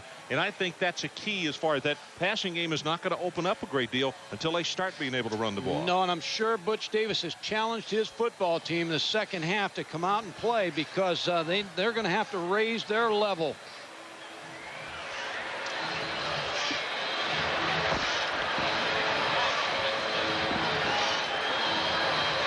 So, in fact, we're going to check in with Kellen Winslow after the kick. He was down in the East Carolina locker room, and we'll find out exactly what the conversations were there to the Pirate Ball Club. Ron, there's some report, someone just said that Covington will be the quarterback in the second half, that Clement's done. Well, they have just handed me a note, and that's what it says. Clement is done for the ball game. He didn't play well coming back after that injury. Unbelievable before he got hurt. Madsen looking for a spot to run, and they're going to start off in the hole. He will not make the 15-yard line. Kellen Winslow, what went on at halftime in the East Carolina locker room? Well, Ron, Coach Steve Logan, staying true to form, called his players up tightly together, said, I want to look in your eyes. He reminded the seniors that 2 years ago, they were in a similar situation down in Auburn. They were leading at halftime. Auburn came back in the second half, raised their level of play. He challenged them to raise their level of play for 30 minutes and take this ball game back. Okay, Kellen. Further report on Clement, partial left shoulder separation. That's the reason he's done for the game. Crandall, running play. And Quan Russell will make the stop out around the 20-yard line. Marcus Crandall, you see his numbers first half, but the key number is he hasn't made any mistakes as the quarterback. Hasn't thrown into coverage, hasn't turned the ball over. His pass chart, look at the success he's had up to 15 yards. The intermediate throws to move the chains and to keep the drives alive. Marcus Crandall has made the key passes. Second down, they need about 3. Chappell in motion. They're going to throw on second down. A ride over the middle is tight end Richard. And Richards will take it out to the 35-yard line, and the first down. Twan Russell has to make the tackle. Scott Richards just ran a delay route. Looked like he was going to block. They ran the fullback through. Here he is right here. He's going to block, and then he's going to release over the middle. Just watch the fake here. Scott Richards blocks, sets up. Now the linebacker picks the back out of the backfield. Here's a little delay to Scott Richards. First down, Twan Russell on the tackle. Folks, that's already 5 catches for him, and we said that Steve said the tight end is his favorite receiver. You can get him free easier. Harley will take it straight ahead. That's Fortney holding on to him. Gain of 3. And I guess the other big key as far as East Carolina is concerned is that man, number 44. Because Harley, it has been reported, has an injury to his ribs. They really can't afford to have him go to the bench. No, he had an excellent first half running the football, blocking in the pass game. Gained 93 yards. Had a long run of 24 in the first half. Crandall swings it out. Incomplete as Galloway was single covered by Earl Little, and it was just a little low. Scott Richards, Ron, has been the receiver at the tight end position that has made the catches that have been the key catches for this East Carolina team. We showed the pass chart.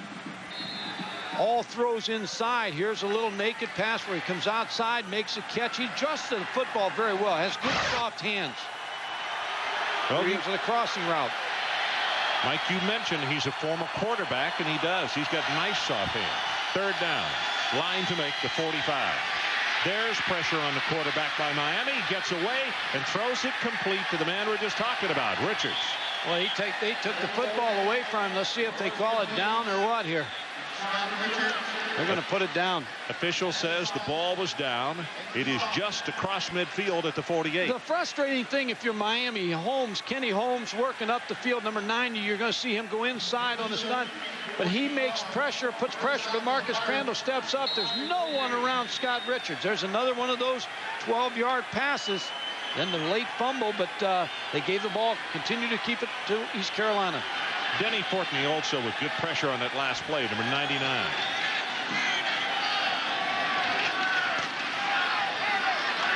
Harley has 5, has 8, 9, and now let's call it 10.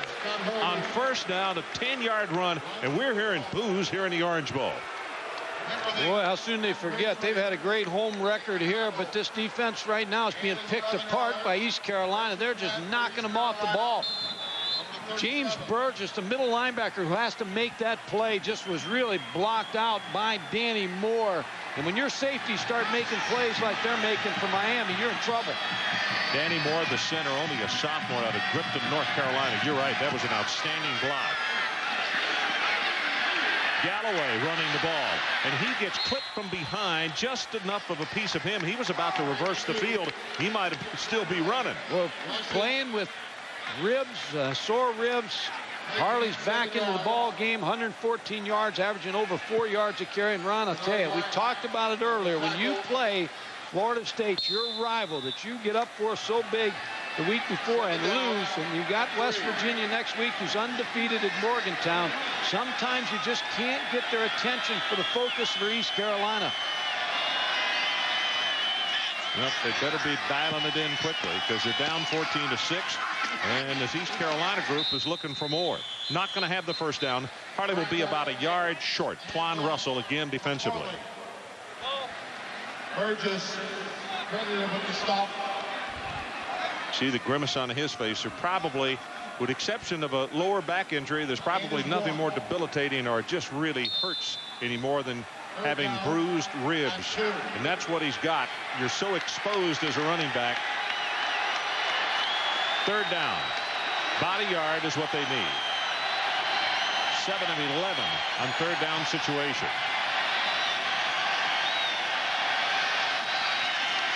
Play action, and he tripped over his running back and goes down just beyond the 35-yard line. I think it was Harley. He got his feet tangled up with him. Yeah, Ron, that's the worst thing that could have happened to East Carolina, because Marcus Crandall is going to come out on the outside with a run-pass possibility and probably pick up the first down, but never got the opportunity to get to the corner, just tripped. So Holcomb's going to try a distance field goal. This is going to be 52 yards. His longest is 47. And you remember back in the first half, he hit the left upright. They need a big play out of Tremaine Mack, number 3, right here to block this kick. He's their specialist. Good pass. Ball is down, and he's got the distance. Does he have the accuracy? Yes. From 52 yards. Timeout on the field. The Pirates have stolen another one, 17-6. ESPN's coverage of Saturday primetime is brought to you by Prestone Antifreeze. It's your car. Protect your car in the Prestone zone.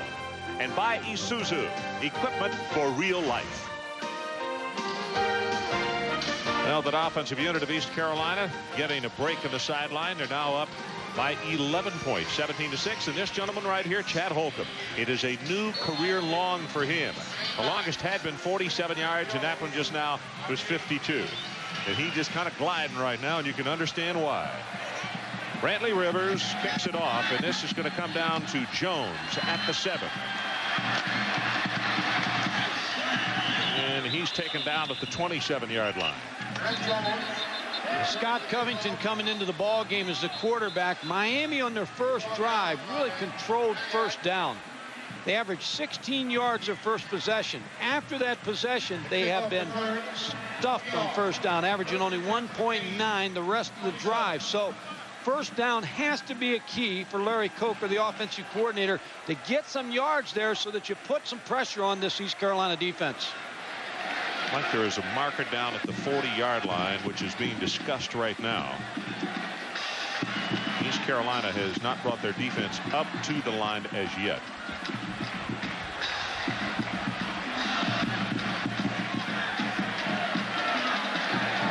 Dead ball, personal foul, 15-yard face mask foul on the kicking team. First down. So that's the reason East Carolina had not moved up. And this one right here now puts Covington and Miami in excellent field position to start this drive at the 42. Ron, they've got weapons. They've got Ferguson as a running back. They've got wide receivers that can make some plays. And Scott Covington has to be the guy. He's got to turn the key on in this automobile and get it going. You saw Ryan Clement on the sideline. He is out of uniform. Colbert makes the stop on Daniel Ferguson. Carries. Good first down there. Picked up about 5 yards. So now they're back to where they're in pretty good shape on second down with a runner pass option now. Anytime you can get 4+ on first down, now that just makes it a little bit easier for your quarterback. As we mentioned back in the first half, Miami's very deep at tailback. You might wonder if Butch might not even experiment with, again, with McMillan, who carried once in the first half, or either Trent Jones, who has the outstanding speed. Pass thrown complete. That's Jermaine Chambers, who has a touchdown pass in tonight's ball game, and he's hit by Forrest.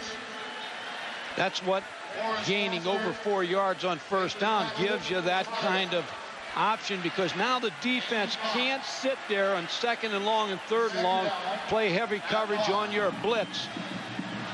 Scott Covington needs to step it up, Ron. We talked about how as a second quarterback, he doesn't get a lot of reps in practice. He's got to do a lot of mental work. Watching those tapes, watching the first team guy work, knowing that if his opportunity presents itself, he's got to be ready to play.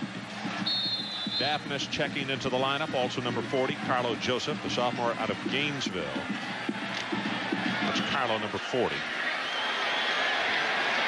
Scott Covington, only a sophomore, 6'2", 206. Laguna Niguel, California. Short pass, and the man we're just talking about, Carlo Joseph. So, Mike, they bring him a safe pass, a safe situation. He throws the completion. They're going to have close to 5 yards on the play. I think in the first half, maybe they did go deep a little bit too much. Now they're trying to open it up a little bit, trying to take the football and march it down the field. Not make some mistakes, not get any penalties, and get this pushed in the end zone. Mike, number 18, has just come in the ball game. Mandrell Fulcher. This is a very talented young guy. He's a tight end. Came in as a wide receiver. He's 6'3", 231. And they think he's going to be an awfully good one. blocking on this play as Ferguson gets the handle, and he will be at the 40, 2 yards short. Carlos Brown defensively. So what they did, bringing in Mandrell Fulcher at tight end, now they go to 2 tight ends because they're going to try to get the ball in Danielle Ferguson's hands. Here you see the 2 tight ends, which now means you get a helmet on a helmet with those 7 defensive players, the defensive line linebackers. Carlos Brown made the tackle, sets up this 3rd and 2. Clement on that sideline and trying to help with the offense. Well, this sometimes happens when you get the second-team quarterback in. Didn't get the signal quick enough. So Miami has to use one of their timeouts, and we'll take the break with them. 7:42 remaining, 3rd period. 17-6, East Carolina surprising Miami right now. We're at the midpoint of this 3rd quarter. And for Miami, Mike, you made an interesting observation during the timeout. It's 3rd and 2, and you said this would be 4-down territory for you. You wouldn't give the ball back to him. I'm going to take 2 shots at this, but they've got both tight ends in the ball game, so you expect Danielle Ferguson. That's who it's going to be. Goes right side, puts the head down, and he'll have the first.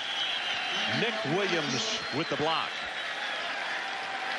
We'll catch NFL Countdown tomorrow as Boomer and the boys start your day off just right. See how Jimmy Johnson has turned Terrell Buckley into a new player. And how can the Atlanta Falcons turn their fortunes around? Plus the best news and information on NFL Countdown tomorrow at 11:30 a.m.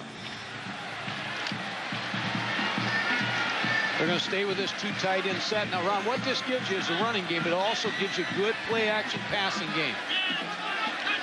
Daphnis in motion. Ferguson, they try him to the open side. Look at that block by Carlo Joseph. He really took the outside guy out and run close to the 30. Now Paul Jett, the defensive coordinator, has to find an answer now. In other words, Yatil Green and Magic Benton are going to be on the sidelines, at least one of those. Now it's going to become a tough running football game, so your defense now has to match up, and you got to play a little bit different scheme-wise to try to set this thing down, shut this down a little bit. Little chess match going on.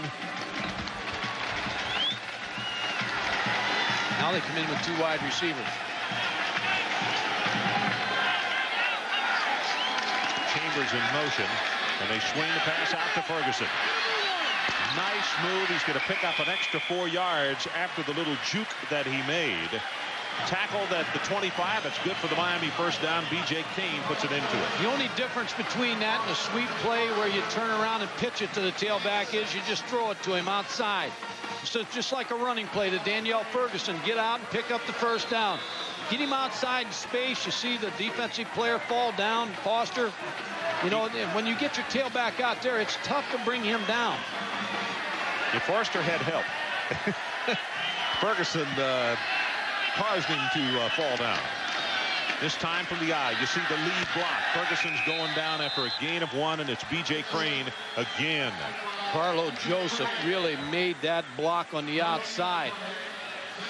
Now what Paul Jett is trying to do is bring pressure from the outside against this Miami offense, figuring they're going to run the football outside, trying to bring that pressure from that outside. And this time Miami again on first down, Mike. They get nothing, so they got a 2nd down and 10 situation. They go with 2 wide receivers. Chambers to the bottom of your screen and Yatil Green to the top. Here comes the blitz up the middle. They pick it up. The pass is incomplete.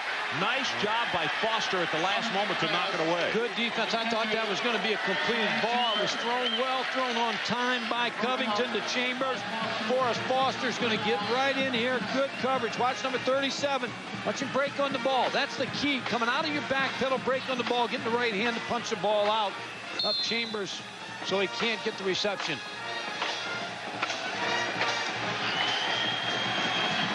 Third down. Line to make is the 15 of East Carolina.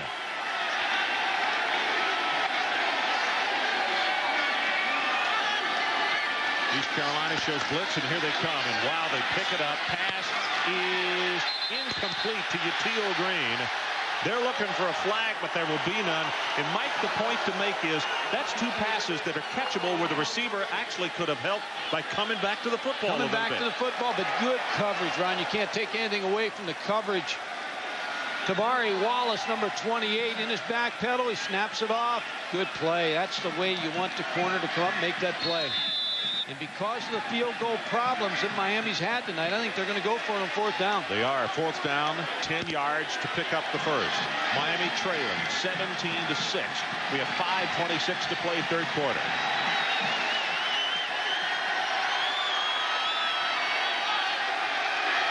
East Carolina show blitz and they stay at home. Covington over the middle, got a man and knocked away at the last moment by Suggs.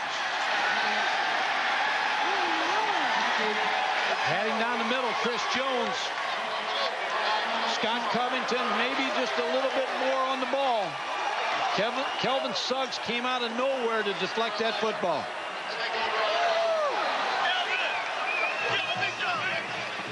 Trying to get the tight end down the middle, Chris Jones. Against 2 deep, he's open, but the ball just takes a little bit too long to get it there.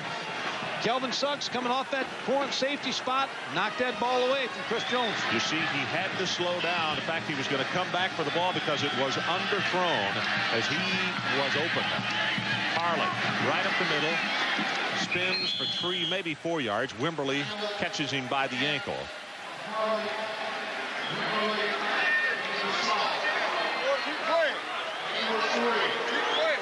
Suggs being stretched out on the sideline.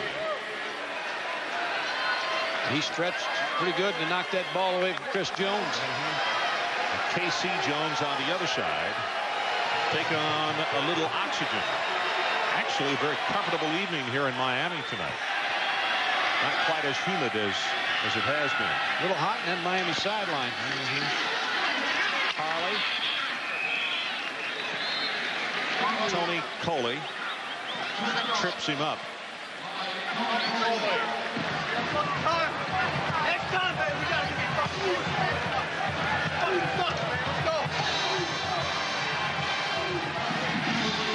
KC Jones trying to give an inspirational speech on the sideline. Well, let's see if the defensive ends can cause some pressure this time in the 3rd down and 4. East Carolina needs the 35-yard line. Crandall gonna run it and dives for the 1st down, and he'll have it just across the 35. Kevin, let's check in with you. Well, Ron and Mike, we just saw Crandall pick up that 1st down. You know, he's in very good company because a quarterback in the NFL right now played here, Jeff Blake. But Crandall's gone up and broken all of Jeff Blake's records up to this point. You know, touchdowns, total yards. And Coach told us last night that he thinks that Crandall may be a step faster than Blake and may have a stronger arm. Well, he is something to handle, I can tell you. Does a lot of things extremely well, Kellen, you're right. They fake the counter, he's going to be sacked. And there's Kennard Lang. First sack by Miami tonight. And really, it was a play where it was going to be a bootleg to Kennard Lang's spot, but he just got up the field too hard. It's very difficult to run that play to his side. Now he's working upfield. There's a block by Linwood DeBrew, number 20, but DeBrew's only 175, trying to block the 255 Lang. Just come off the ball. He just got great explosion to set that play down. Yeah, DeBrew had problems with him in the 1st half. As you look at the numbers, now 1 sack. Those are the other numbers for the defensive ends for Miami. They need a turnover, what Miami defensively needs. Nothing for Harley. Little and Courtney, and a flag comes down at the 30-yard line.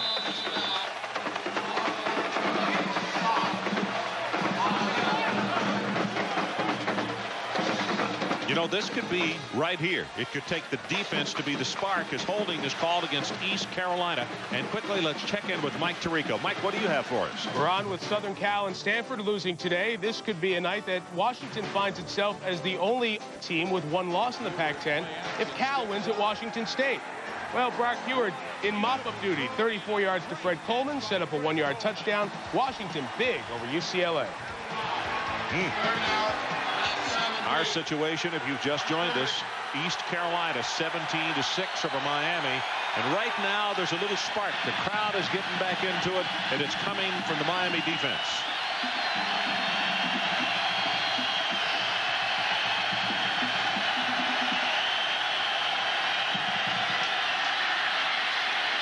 Here's the screen. Harley gets a block, loses the football. Miami recovers at the 32-yard line. Twice that Harley has fumbled tonight. That's what they needed, though, Ron. The defense needed to make a turnover and to get this ball game in touch a little bit more. Again, the same thing that happened earlier.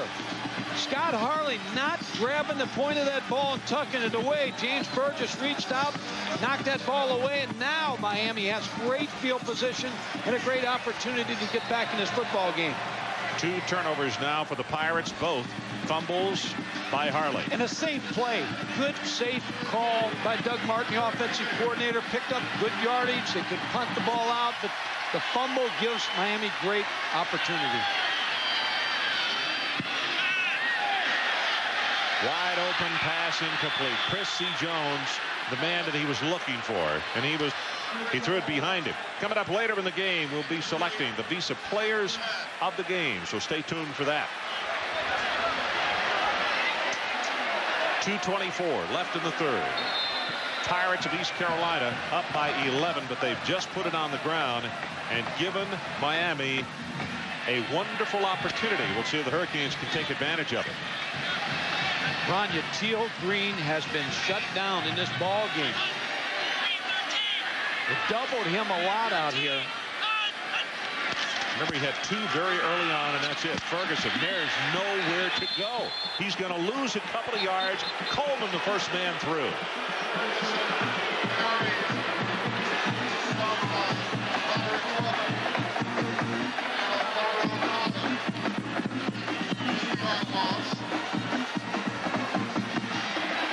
See the 8-man front of East Carolina, and there's just no place. Roderick Coleman, number 57, slow developing play. East Carolina able to get up the field. Nowhere for Ferguson to go. 3rd down and 12. The line to make is the 22 of East Carolina.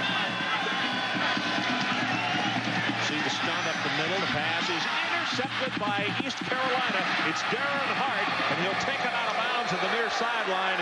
And Paul Jett's defense just closed the door on the Miami Hurricane. Well, he gave him a blitz, Ron, and then had good man coverage. So there's a timeout on the field. We'll take it with them. The Pirates trying to pull the upset in Miami.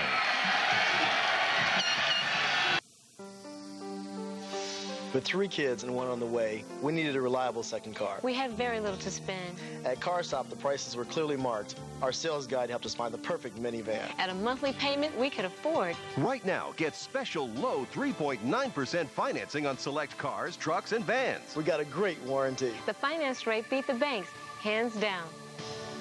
A whole new way to buy a car. CarStop, America's car store.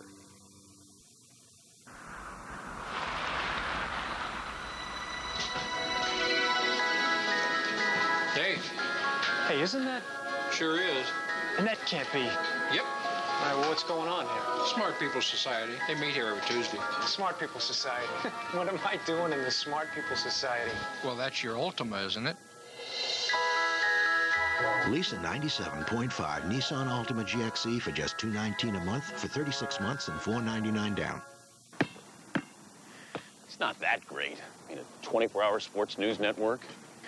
Yeah, sure. Scores, highlights, breaking news. Who cares? Big deal.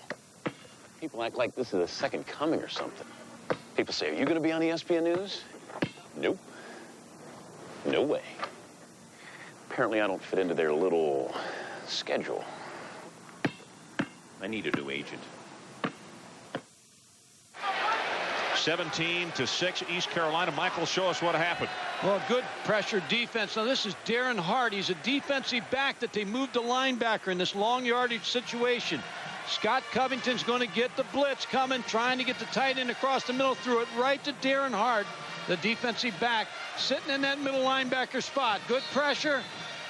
Darren Hart right where he expected that ball to be thrown. The Gerald Daphnis picked it off. Now it's up to East Carolina's offense. So from the 45-yard line, Harley, Burgess hits him at the line of scrimmage, and he will be dropped for no gain. Kellen Winslow, what do you have for us? Ron and Mike, just before the interception, Coach Logan called the offense together. He challenged them to move the ball down the field and to score. Then he turned to Scott Harley eye to eye and said, don't show pain. Don't let them see weakness. Don't show pain.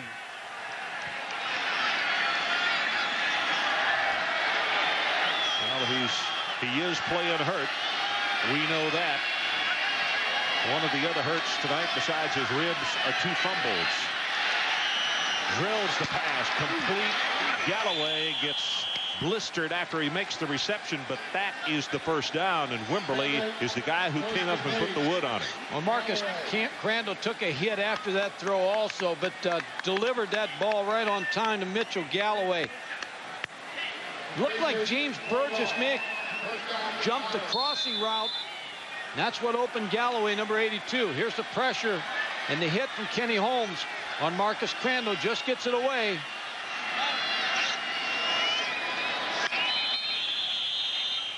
Lawson comes across thinking that maybe Lamont Burns had moved before the snap, which of course there was none. East Carolina had 9 days to prepare for this Miami football team after that Southern Miss loss. Dead ball. False start on the offense. 5-yard penalty. Still first down. So Lawson was right. There was movement to the offensive line. First down after the P. That tells the story right there. 17-6, the Pirates on top. But they would love nothing more than to get points out of the turnover and also the stop by the defense just a moment ago. On the other side of the field, Casey Jones knows that their clock is not going to be an ally much longer. And now Crandall says, just call a timeout. I don't like what I see.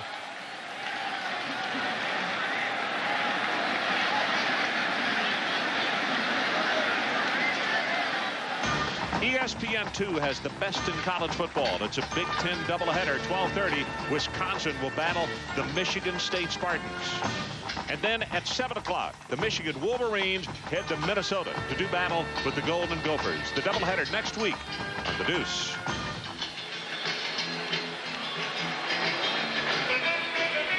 Well, it's been an upset Saturday. We all know that. And this man, Butch Davis, does not want to be part of the statistics of the fallen today. They're big favorites in the ball game, and right now they're down by 11 points.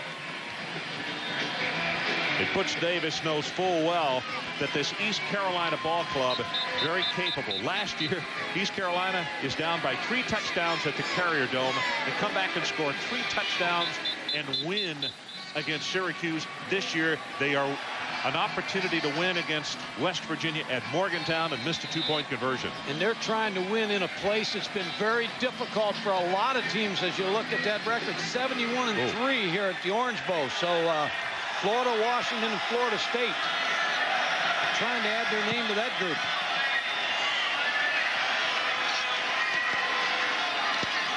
First and 15. Crandall's pass is caught at the 35.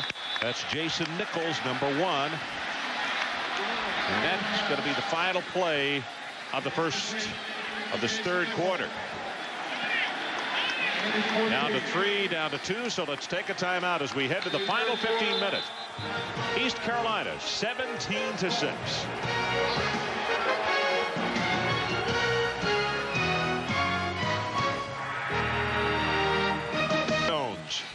I mean, a warrior, and he knows what his offense is going to have to do in the second half. Now, the defense stepped up the last time they were on the field. They even forced a turnover, but then the offense couldn't get it done as East Carolina came up with the interception. So it's up to Kenny Holmes, Kennard Lang and company to get it done again. So down right here that they can go for the long ball if they want to, unless they want to pick up the first down, second and short. Richards, the tight end, moves into the fullback position. They use him to block, and it's Harley who is not going to have the first down. They run him out of bounds. Kellen Winslow, let's check in with you. Ron and Mike, in the fourth quarter, East Carolina has owned the fourth quarter. 47-0 in the fourth quarter. They scored 47. They've not given up a point in the fourth quarter. Coach Logan attributes that to conditioning. He uses a pro-style approach to the game. During the week, they use helmets and shoulder pads. Nothing as far as leg work is concerned. They don't do any hitting, live hitting. They do what they call squaring up. There's none of that stuff as far as hitting the ground. He did tests when his players were on the ground during the week. But that's the good side. The bad side is he runs them after practice. He runs them and he runs them. He told us last night that he hopes that his players never find out what other schools do. Then they'll realize how difficult that they really do have it. Well, most games, Ron, are won in the fourth quarter, so you've got to have a finely conditioned football team because it's going to pay a price in the fourth quarter for you. Mike, let me correct myself. They spotted the ball. They gave him enough for the first down on the sideline over there. I thought he was short, but the official who was right there said nope, and East Carolina moves the chain.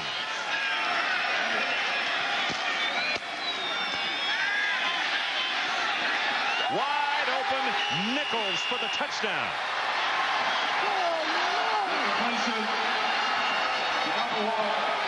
Jason Nichols is good for the Pirate touchdown. Pirate number 33. Well, the East Carolina section of the stadium is going crazy, and the rest of the stadium, there are folks headed to the exits, if you can believe it. We are like 2 plays into the fourth period. And these folks here in Miami are a little upset with this football team.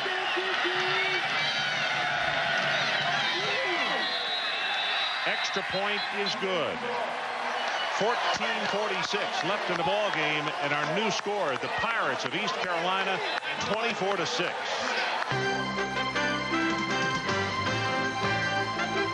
ESPN's coverage of Saturday primetime is brought to you by Plymouth. One clever idea after another. That's Plymouth. Well, the defensive unit gathering over on the sidelines, and they know that they have dug a pretty deep hole because of this group right here from East Carolina. Nichols, the touchdown pass. And for Crandall now, he is 16 of 26, 211 yards, and 2 touchdowns. Boy, Nichols looked like the first guy out to practice. And no one picked him up down the middle. Rivers to kick it off. And Bradley's kick will come down to the goal line. It's Tremaine Mack.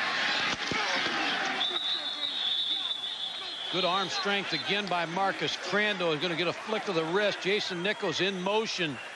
There's the fake to Harley. Now it opens up down the middle. Linebackers on Jason Nichols. Good pressure by Kenny Holmes. There's the fake. Pressure by Holmes. Good wrist action by Marcus Crandall, getting that touchdown pass off. Crandall probably couldn't believe his eyes. He couldn't get the ball there quickly enough when he saw how wide open his receiver was. You talk about eyes. Those are stunned eyes on the sideline in Miami.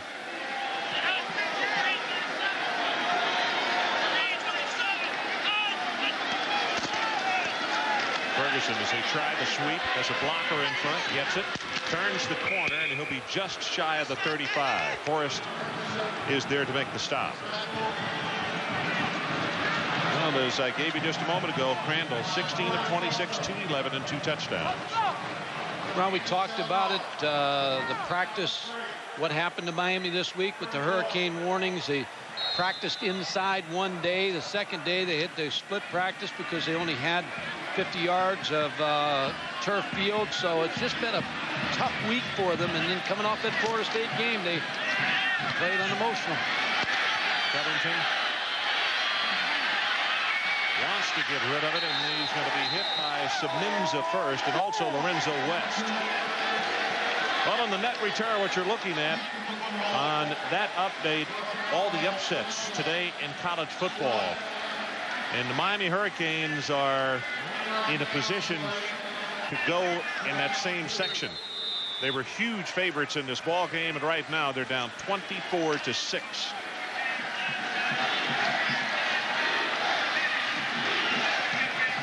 Four of 10 on third down conversions for Miami tonight. Pressure, backside, never saw it. Fumble, and East Carolina, Lorenzo West is on the football. Darren Hart is the man who hit him from behind, and he never saw it. Darren Hart's had a couple big plays. The interception, and then the blitz from the blind side on Scott Covington. Never saw him coming. third sack. Good disguise in the secondary. There's 22, Darren Hart. No one to pick him out. The guard didn't come out in time, or the center, Casey Jones, may have had to come out there. Didn't come out. Fumble recovery, East Carolina in great field position. Loss of 13. East Carolina with the football at the Miami 22-yard line as Hart being congratulated on the sideline.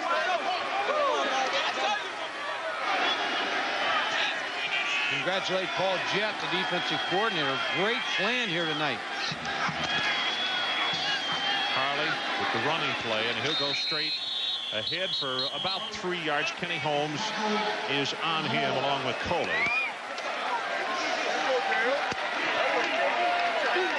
Conference USA teams that admitted East Carolina in. That's good league for them now. Now they can play for league championship. Rich Davis again on the sideline. He knows he still has time, but he needs a stop right here by his defense.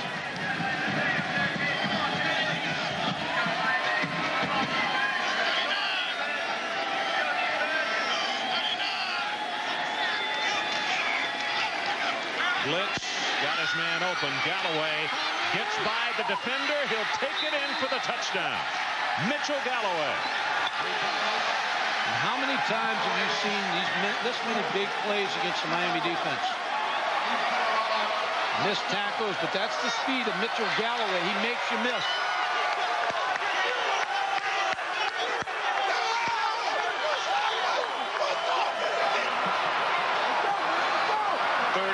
To 6.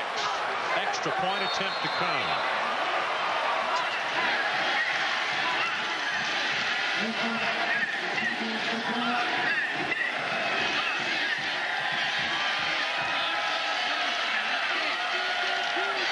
Holcomb with the extra point, and he's good. So we'll take a timeout. 12:28 left in our ball game. East Carolina 31, Miami 6. Second touchdown for Galloway. East Carolina up 31-6. Just over 12 minutes left to play in this ball game. And look at this shot right here, folks.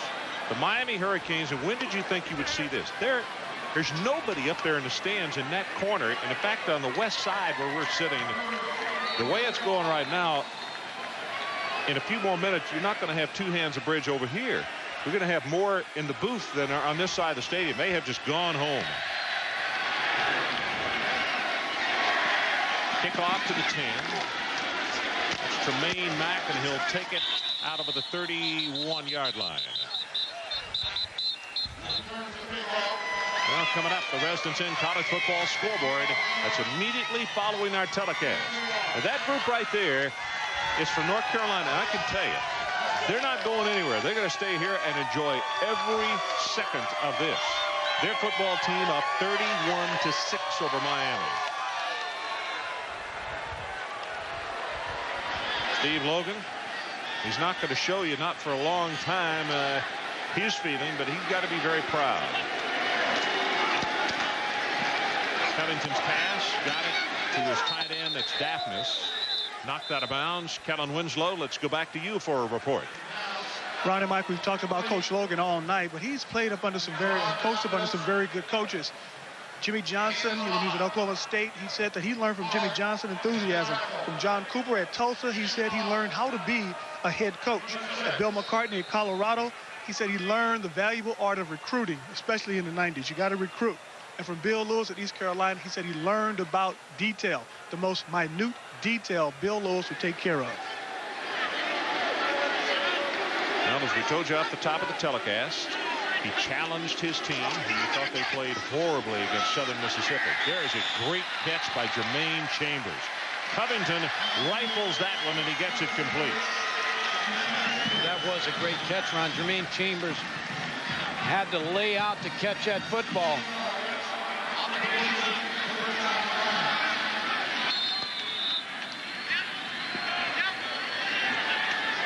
Here comes the blitz by East Carolina. They pick it up right over the middle. Throws it again, this time to Fulcher, who is a tight end. Darren Hart wraps him up. And Darren Hart's had an excellent football game. Yep, they talked about heart to heart. the two safeties, David and Darren, and they really are the heart of this defense, so to speak. They've been playing together defensively since Pop Warner ball. That's McMillan. Breaks it inside the 40, and he's down to the 37. B.J. Crane, along with Darren Hart, combining on the stop. Still a lot of time, Ron. 11:33. A lot of people have left, but Miami offense, if they could turn this in quick, they could still get back in this football game. It's possible.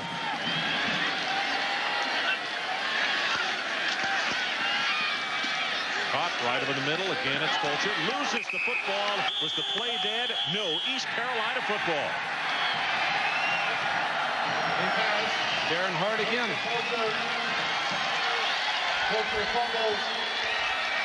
A lot of mistakes tonight. Lack of concentration. B.J. Crane makes the recovery after Hart made the hit.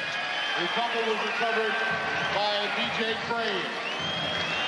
But Darren Hart, he has played one of those games, Ron, where he's been around the football all night, made the big plays when he had to make them. Well, he has given Paul Jett's defense a big night.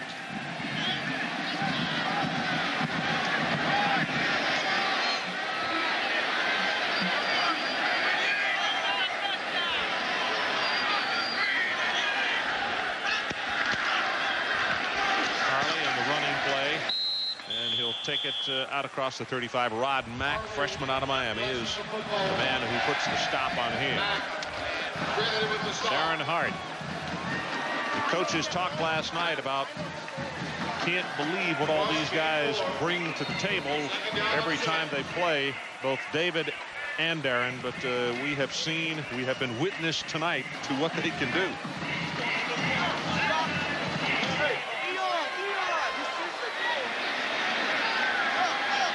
Clock about to go under 10 minutes left in the ball game. East Carolina 4 takeaways, 14 points off those turnovers tonight. Harley again. You can see 97. Michael Lawson grabbed him by the arm and spun him around. Well, Darren Hart, Ron, you talked about him. Here's what he's done tonight. Sitting in a linebacker position, big interception, stopped the Miami drive. Came on us.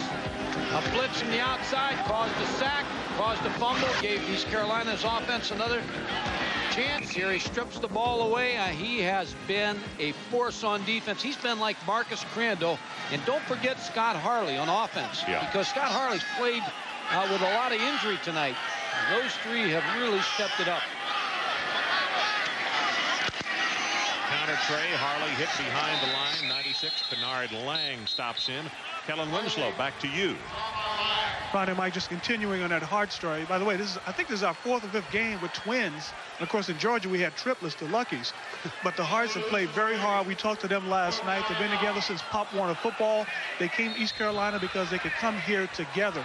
Another school wanted David to go someplace else, and Darren was going to go to East Carolina, but they both decided to come here. And I know Coach Logan is glad they did. This is only the second punt by East Carolina tonight. And if you just come in and turned on this football game and you think that that score up in the left corner maybe is wrong, you're wrong. East Carolina 31-6. Magic Benton let that one get over his head, and it is touched dead at the 8-yard line. That is a 59-yard punt. Let's take a break. Back with more from the Orange Bowl after this. 7 left in our ball game, 31-6. It is East Carolina leading over the Miami Hurricanes. It gets tougher for Miami next week. We go in and face Don Dalen's football team in West Virginia. So the highest ranked team that East Carolina had beaten before tonight was Syracuse when they were number 15. That was in 1991.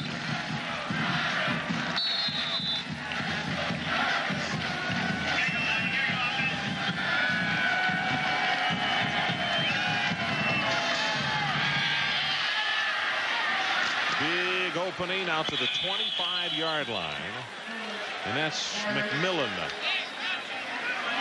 Butch Davis tries a little change as far as his running back. And East Carolina defensively will give them those runs right now. Get that clock moving and become a factor.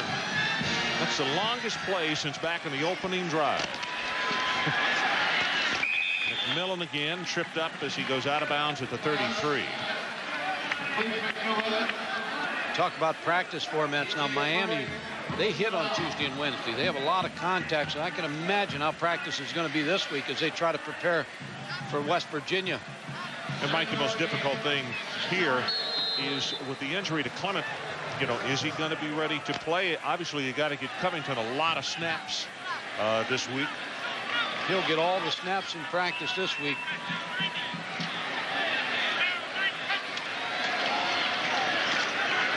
Covington sets, throws, and hits Fulcher as tight end. And Fulcher will have the first down. Well, if the X Games weren't enough for you, here comes Destination Extreme, presented by Slim Jim. The X Games is on the road tour of the country. Step into the extreme scene Tuesday at 4 and 10 Eastern Time. Covington's pass is caught just across the 50. What are they going to say now at the 49? Tony Gator. Tony, formerly a running back, held on to that 22, but they've moved him to wide receiver because of a long line to tailback. Yeah, he can't get in ahead of Danielle Ferguson or McMillan or Trent Jones, so he had to go out at the wide receiver position. There's a flag down, and Covington is visiting with the officials. An eligible receiver downfield. How about those Gators again? 51 more Steve Spurrier put on the board. He does it as well as anybody in the country. You know, that offense, when you look at the string, what is that, 7 games in a row that they've scored in their first possession? I can't ever remember anything like that, Mike. He's an excellent teacher, has a good system, and they play hard.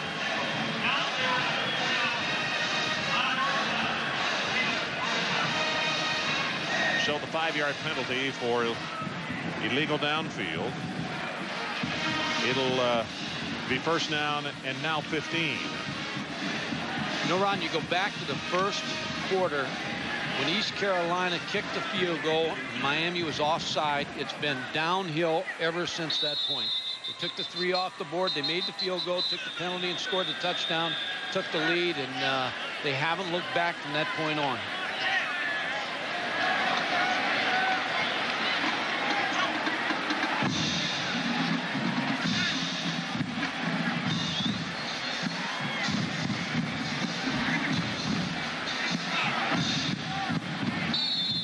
Officials making sure that they've got the situation squared away here. So we're set to play again. 8:23 left in the ball game.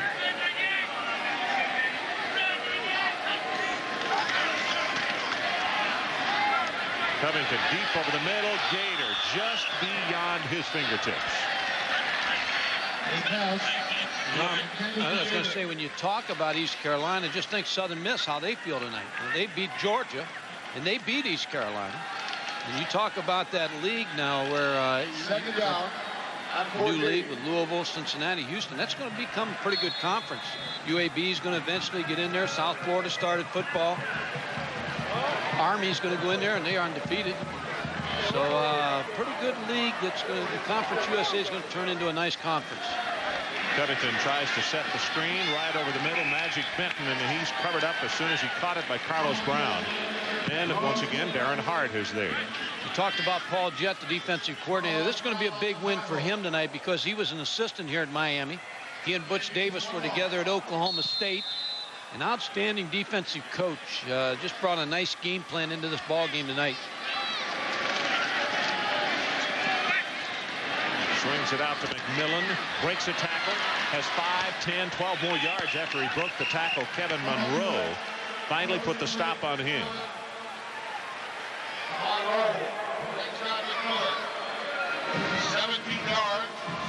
They make you work up the field, though, Ron. They said early in the game that they couldn't give them a big play. They gave one. That's how they got their 6 points, but they haven't given them anything big the rest of the evening. Covington's pass. Did he catch it in bounds? Yes. At the 37, it's Jermaine Chambers. Now what is happening? Covington I know East Carolina's playing it a little bit softer than they were, but he's looking as though he is much more comfortable and is throwing the ball very well. He's got a strong arm. He's now 11 of 20 for 78 yards.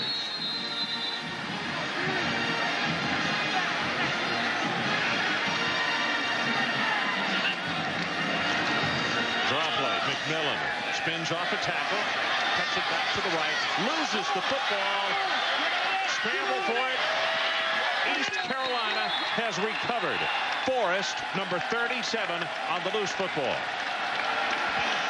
5 Miami turnovers. The fumble is recovered by 37. Forrest Foster. You know, Mike, that's 3 possessions in a row that they've turned the football over. When you get behind, you start to press a little bit. Players all of a sudden want to try to make plays, make things happen. Starting to make too many mistakes. Now look at this story as far as the giveaways and takeaways. 96-18 Paul Jets has got a defense that attacks you the entire ball game. 92 they were ranked 105th in defense, and now they're ranked 19th coming into the night. So Harley, great change for Steve Logan's defensive team. Yeah, that's true. Little makes the tackle. You see Harley sliding down. He didn't want to go out of bounds to stop the clock. Kellen, let's check in with you again. Ron, you just mentioned the fact that he stayed in bounds instead of running out of bounds. It's one thing that pro coaches do a better job of than college coaches is managing the clock. You can bet that Logan told his players on the sideline, to get to the sideline, don't run out of bounds. Keep that clock moving. You could see it was like, that's hot water out there. I'm not going into it. And as a result, the clock continues to run. We are under 6:40 to play in this ball game. Galloway in motion to the bottom of the screen. Harley will get the call. And on his back, 51, Rod Mack. Scott Harley's had a great night. He has, and he's doing it with bruised ribs, which is a heck of a performance. 130 yards. Is that 35 carries for Harley? They talked about when he was a freshman, he got in all kind of fights on the field, and even in the spring, and they'd say he'd have 1 or 2 fights a week, but they said he always won the fights, and the players nicknamed him Mike Tyson. But he has shown a toughness tonight.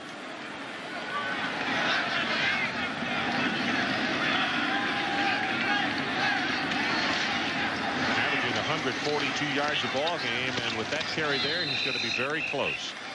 Harley, that's going to put him very close to 136 yards for the night. And he's shaken up a little bit. He's going to come off the field. It is 4th down, and he goes up because it's punting time, as Bays, who has just not had much work tonight, comes on to punt. Scott Harley, the man from Neptune, New Jersey. Number 8. That's Bentley. Coming after him, end over end on the kick. Away from Magic Bentley. He's going to take it at the 6.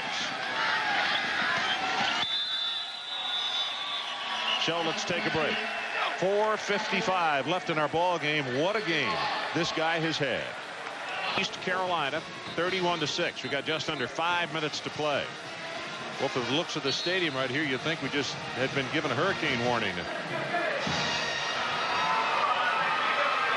Folks have gone home. They didn't want to stay and see the rest of this one. East Carolina folks have stayed in total.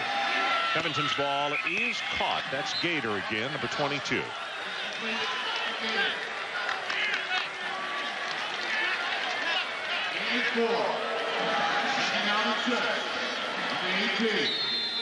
Miami running their hurry up.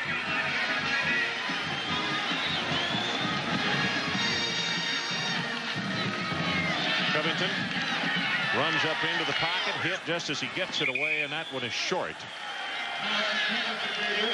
And let's go down to Kellen Winslow. Kellen? Ron, we talked about Steve Logan, the coach, so much tonight. Let's talk a minute about his family. He's family to him is very important. His kids, Vincent and Nathaniel, go everywhere he goes on the road, and his wife joins him also. As a matter of fact, his kids hang out at the coach's office all the time. Coach told us last night that if he stops too fast, Nathaniel's going to run right into the back of him. Okay. So they're having fun tonight because Dad's football team is about to beat the highest-ranked team they've ever beaten, the number 12-ranked Miami Hurricanes, and they're doing it convincingly, 31-6, as Gator makes that catch and gets out of bounds. Just over 4 minutes to play. What's up next for Miami? Well, they got to go on the road, and we'll see them next Saturday night as they have to go to Morgantown, West Virginia to take on the unbeaten Mountaineers. And a good football team, good defensive team. They're going to be up against another good defensive team next week in West Virginia.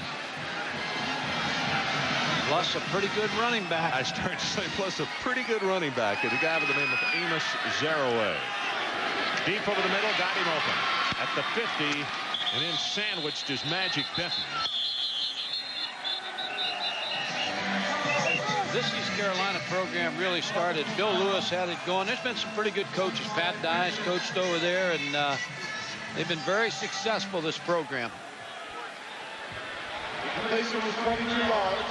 First down for the game. Well, some of the folks that came down from East Carolina looking on, it was a 22-yard completion. 4:09 left in the ball game. Pirates lead it 31-6. Draw play, and here's Trent Jones. He'll have a couple. Trent Jones. Kevin, let's go back to you. Well, Ron, I just wanted to put a footnote on the point that Mike made about good coaches at East Carolina. Unfortunately, most of them have used it as a stepping stone to a bigger program. Steve Logan wants to stay at East Carolina, wants to see his kids finish high school there. It might be an effect of a 10-year contract, $1 million annuity if he stays that long. Looks like Magic Benton came up limping after he made that cut. Well, with many more wins like this, I'm sure Steve can stay there just as long as he wants to.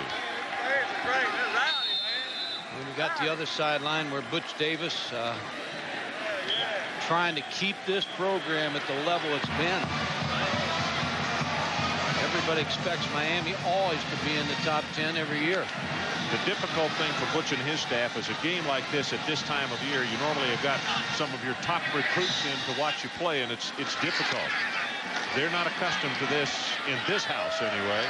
Gator going to take it inside the 35, and he's down to the 33. Gunthrope makes the tackle on him, and it's good for 17 yards. Well, Miami remaining schedule, we talked about next week, West Virginia, but they still have some tough ball games. You know, looking at Virginia Tech will come in here. They got to go to Syracuse. Boston College won today. So still got a tough schedule for Miami. He's trying to get set up for a bowl game. Trent Jones pushed out of bounds by McKeithen. Throws complete to Jones.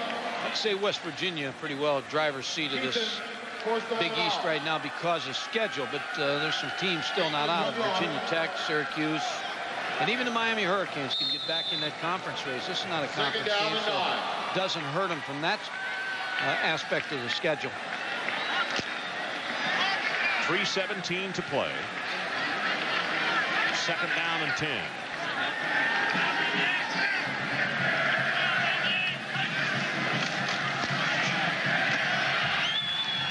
Covington running for his life. Yatil Green gets it to him, and that's enough for the first down. Forrest bumps him out. Who do the East Carolina Pirates have left?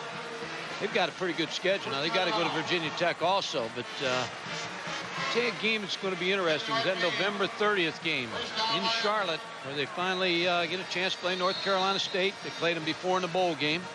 Used to play them, I think 86, 87, 88, right around there. They used to be on the schedule every year.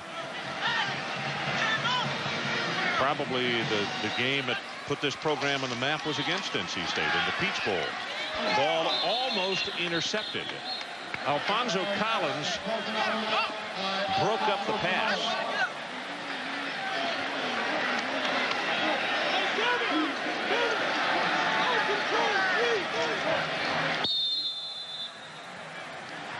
In fact, before we finish This ball game tonight will show you a highlight or two. I remember distinctly 1992 and that bowl game down in Atlanta. It was some kind of comeback by East Carolina. A lot of people had him counted out in that game, and Bill Lewis' team just came back, fought back Jeff Blake, and won that thing. Let's take a look at it. 1992, Jeff Blake, and he's going to bring them back from a 17-point deficit with under 9 minutes to play. They finished that season ranked number 9.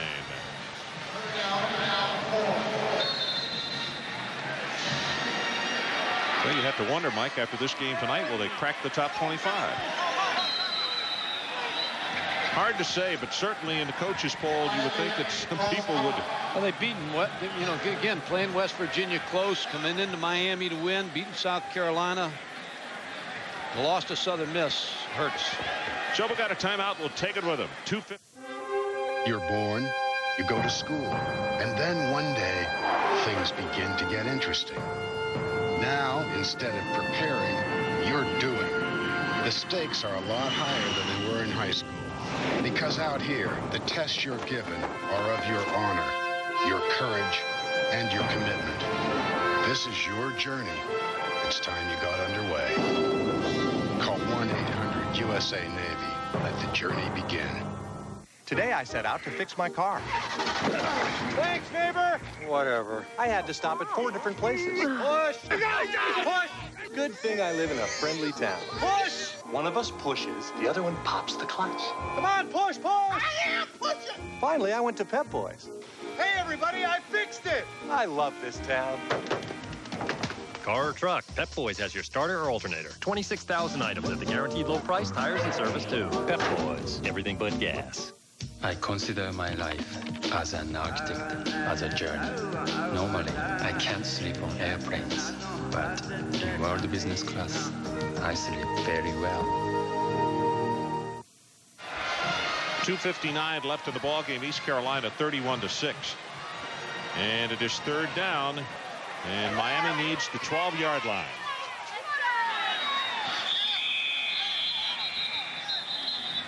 Mike, here's trivia for you. When's the last time that Miami lost back-to-back football games?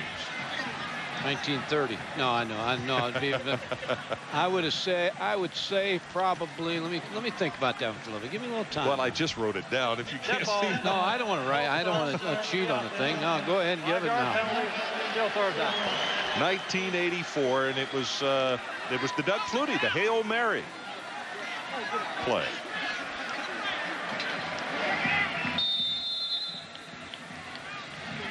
Tonight it's Hail Marcus Crandall. Marcus has had an excellent night. His offensive coordinator, Doug Martin, said he's going to break loose. He broke loose tonight. Scouts have to really be intrigued with him, Mike. Because of where, playing at a smaller school like East Carolina, he doesn't get the attention that a lot of people do, but he's shown you a lot of stuff in this ball game tonight. He's shown poise, the great arm, the quick release. Got mobility. 5-yard penalty.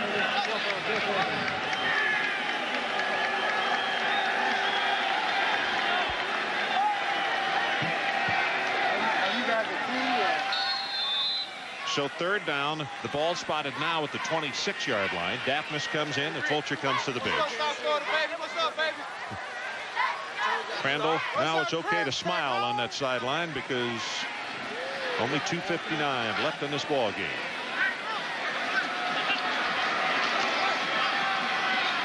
Covington, pass is knocked down at the line of scrimmage. Alfonso Collins again. Oh, coming up next, the Residents Inn College Football Scoreboard. Some of the things we'll talk about. Overtime thrillers today. The Miracle by Northwestern at Camp Randall. And Gator Bait. That and more on the Residents Inn College Football Scoreboard. Coming up immediately following our telecast.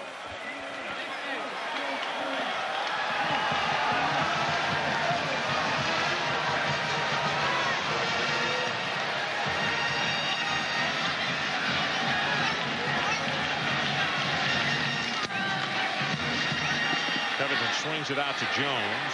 He's going to be wrapped up inbounds on 4th down, and I don't know if he got it or not. Close. Didn't get it. And here comes the offense for East Carolina on is Darren Hart, who has been one of the real stars in this ball game tonight. Wrapped him up and stopped him short. Game was 4 yards. The Pirates will take over on down. Defense of East Carolina shut down the big playmakers of Miami tonight. The story. Teal Green, Magic Benton. 5 turnovers caused by the East Carolina defense. For all the good things that we've mentioned about that offense, the defense not only did their share, but at times even more. They just wouldn't let Miami get things going. There was we talking about Teal Green and Magic Benton being the big playmakers. 6 receptions, 81 yards. So they were able to keep the passes underneath and keep them inside of them, and never allowing Miami, except for the first score, the big play tonight. And the amazing thing about it is, if you go back and look at that drive, Miami looked as though they were going to be invincible tonight. They just bam, bam, bam, right down the field and scored.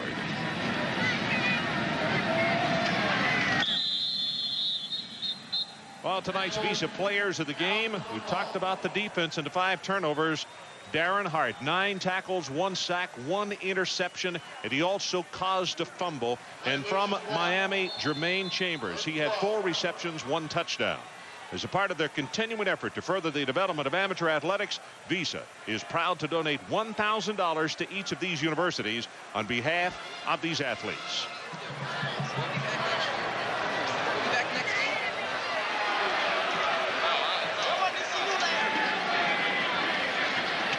90 seconds left in this one.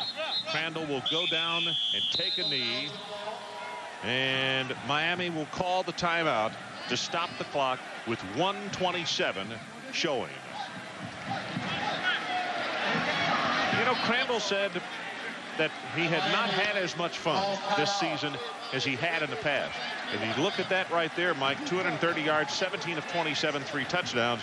And he had to have had fun tonight. Well, sometimes it takes a loss like the Southern Miss loss to get focused again. The same thing may be true of Miami, even though they lost the Florida State game last week. Maybe this week will be a little bit better focus going up to West Virginia. It's going to be a happy flight home for East Carolina.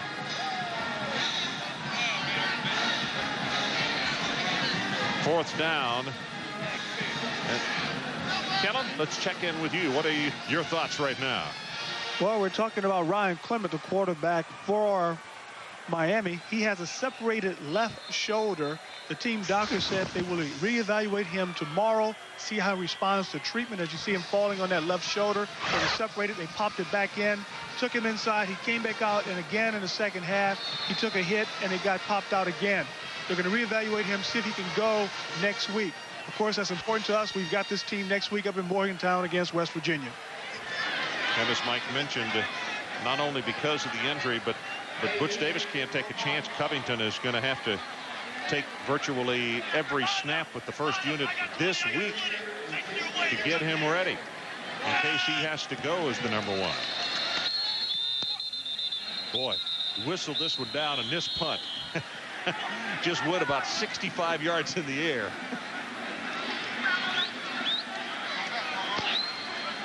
That ball foul. Glove gain on the offense. 5-yard penalty. Still 4th down.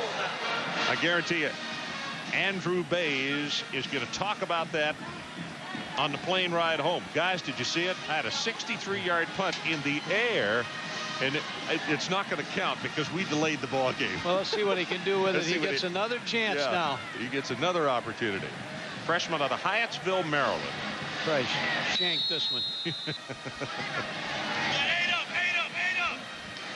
And then he will be talking about it on the plane. You're right.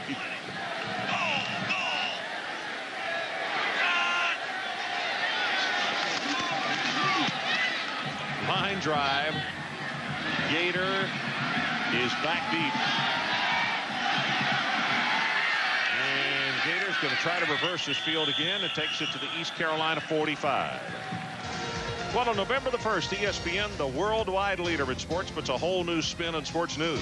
We're proud to announce the launch of ESPN News, television's most comprehensive news service. Up-to-the-minute reports on all the breaking news from the world of sports on one single channel, 24 hours a day. So call your local cable operator or satellite provider for ESPN News, debuting November the 1st. You mean 24 hours a day now they're going to have sports news? That's right. A guy like John Coleman'sberger can just sit there for 24 hours and watch sports news, right? Johnny may never sleep again. No, he won't. Right. He won't even eat pizza. Covington on top and almost intercepted by Forrest Foster. He just threw that one.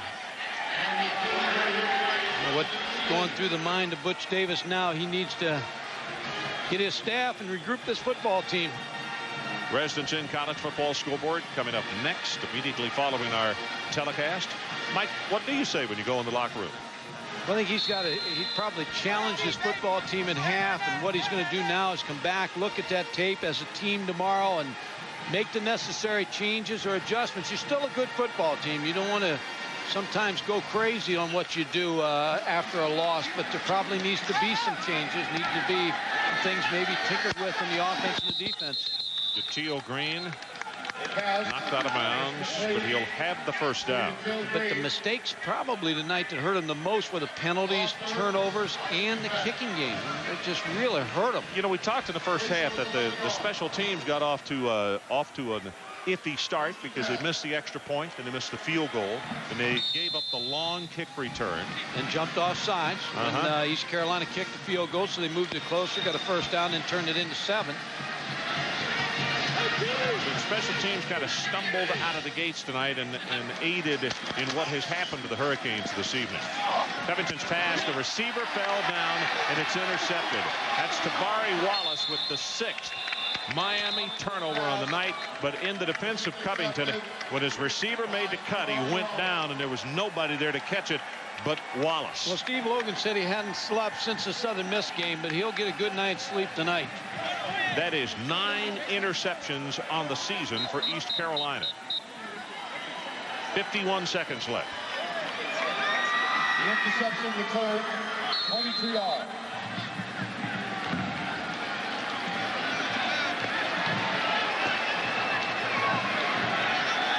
So with no timeouts for the Miami Hurricanes, Crandall will take a knee, and we'll have to do it one more time, and that'll be the ball game. The loss is 1. So repeating, you have to go back to 1984, the last time that Miami lost back-to-back football games. And that was the Hail Mary pass against Boston College. Just has not happened very many times at this school. Ron, that Florida State game had to take a lot out of him. Crandall down the football. They loses 1 yard. Coach Logan. East Carolina. Got it catering on the head, yep. Well, this one is now official. Once again, a final score. East Carolina 31 to Miami 6. Ron Franklin from Mike Godfrey and Kellen Winslow saying this has been a presentation of ESPN, the worldwide leader in sports. Now let's join Chris Fowler for the Residence Inn College Football Scoreboard. Chris. Ron, thank you.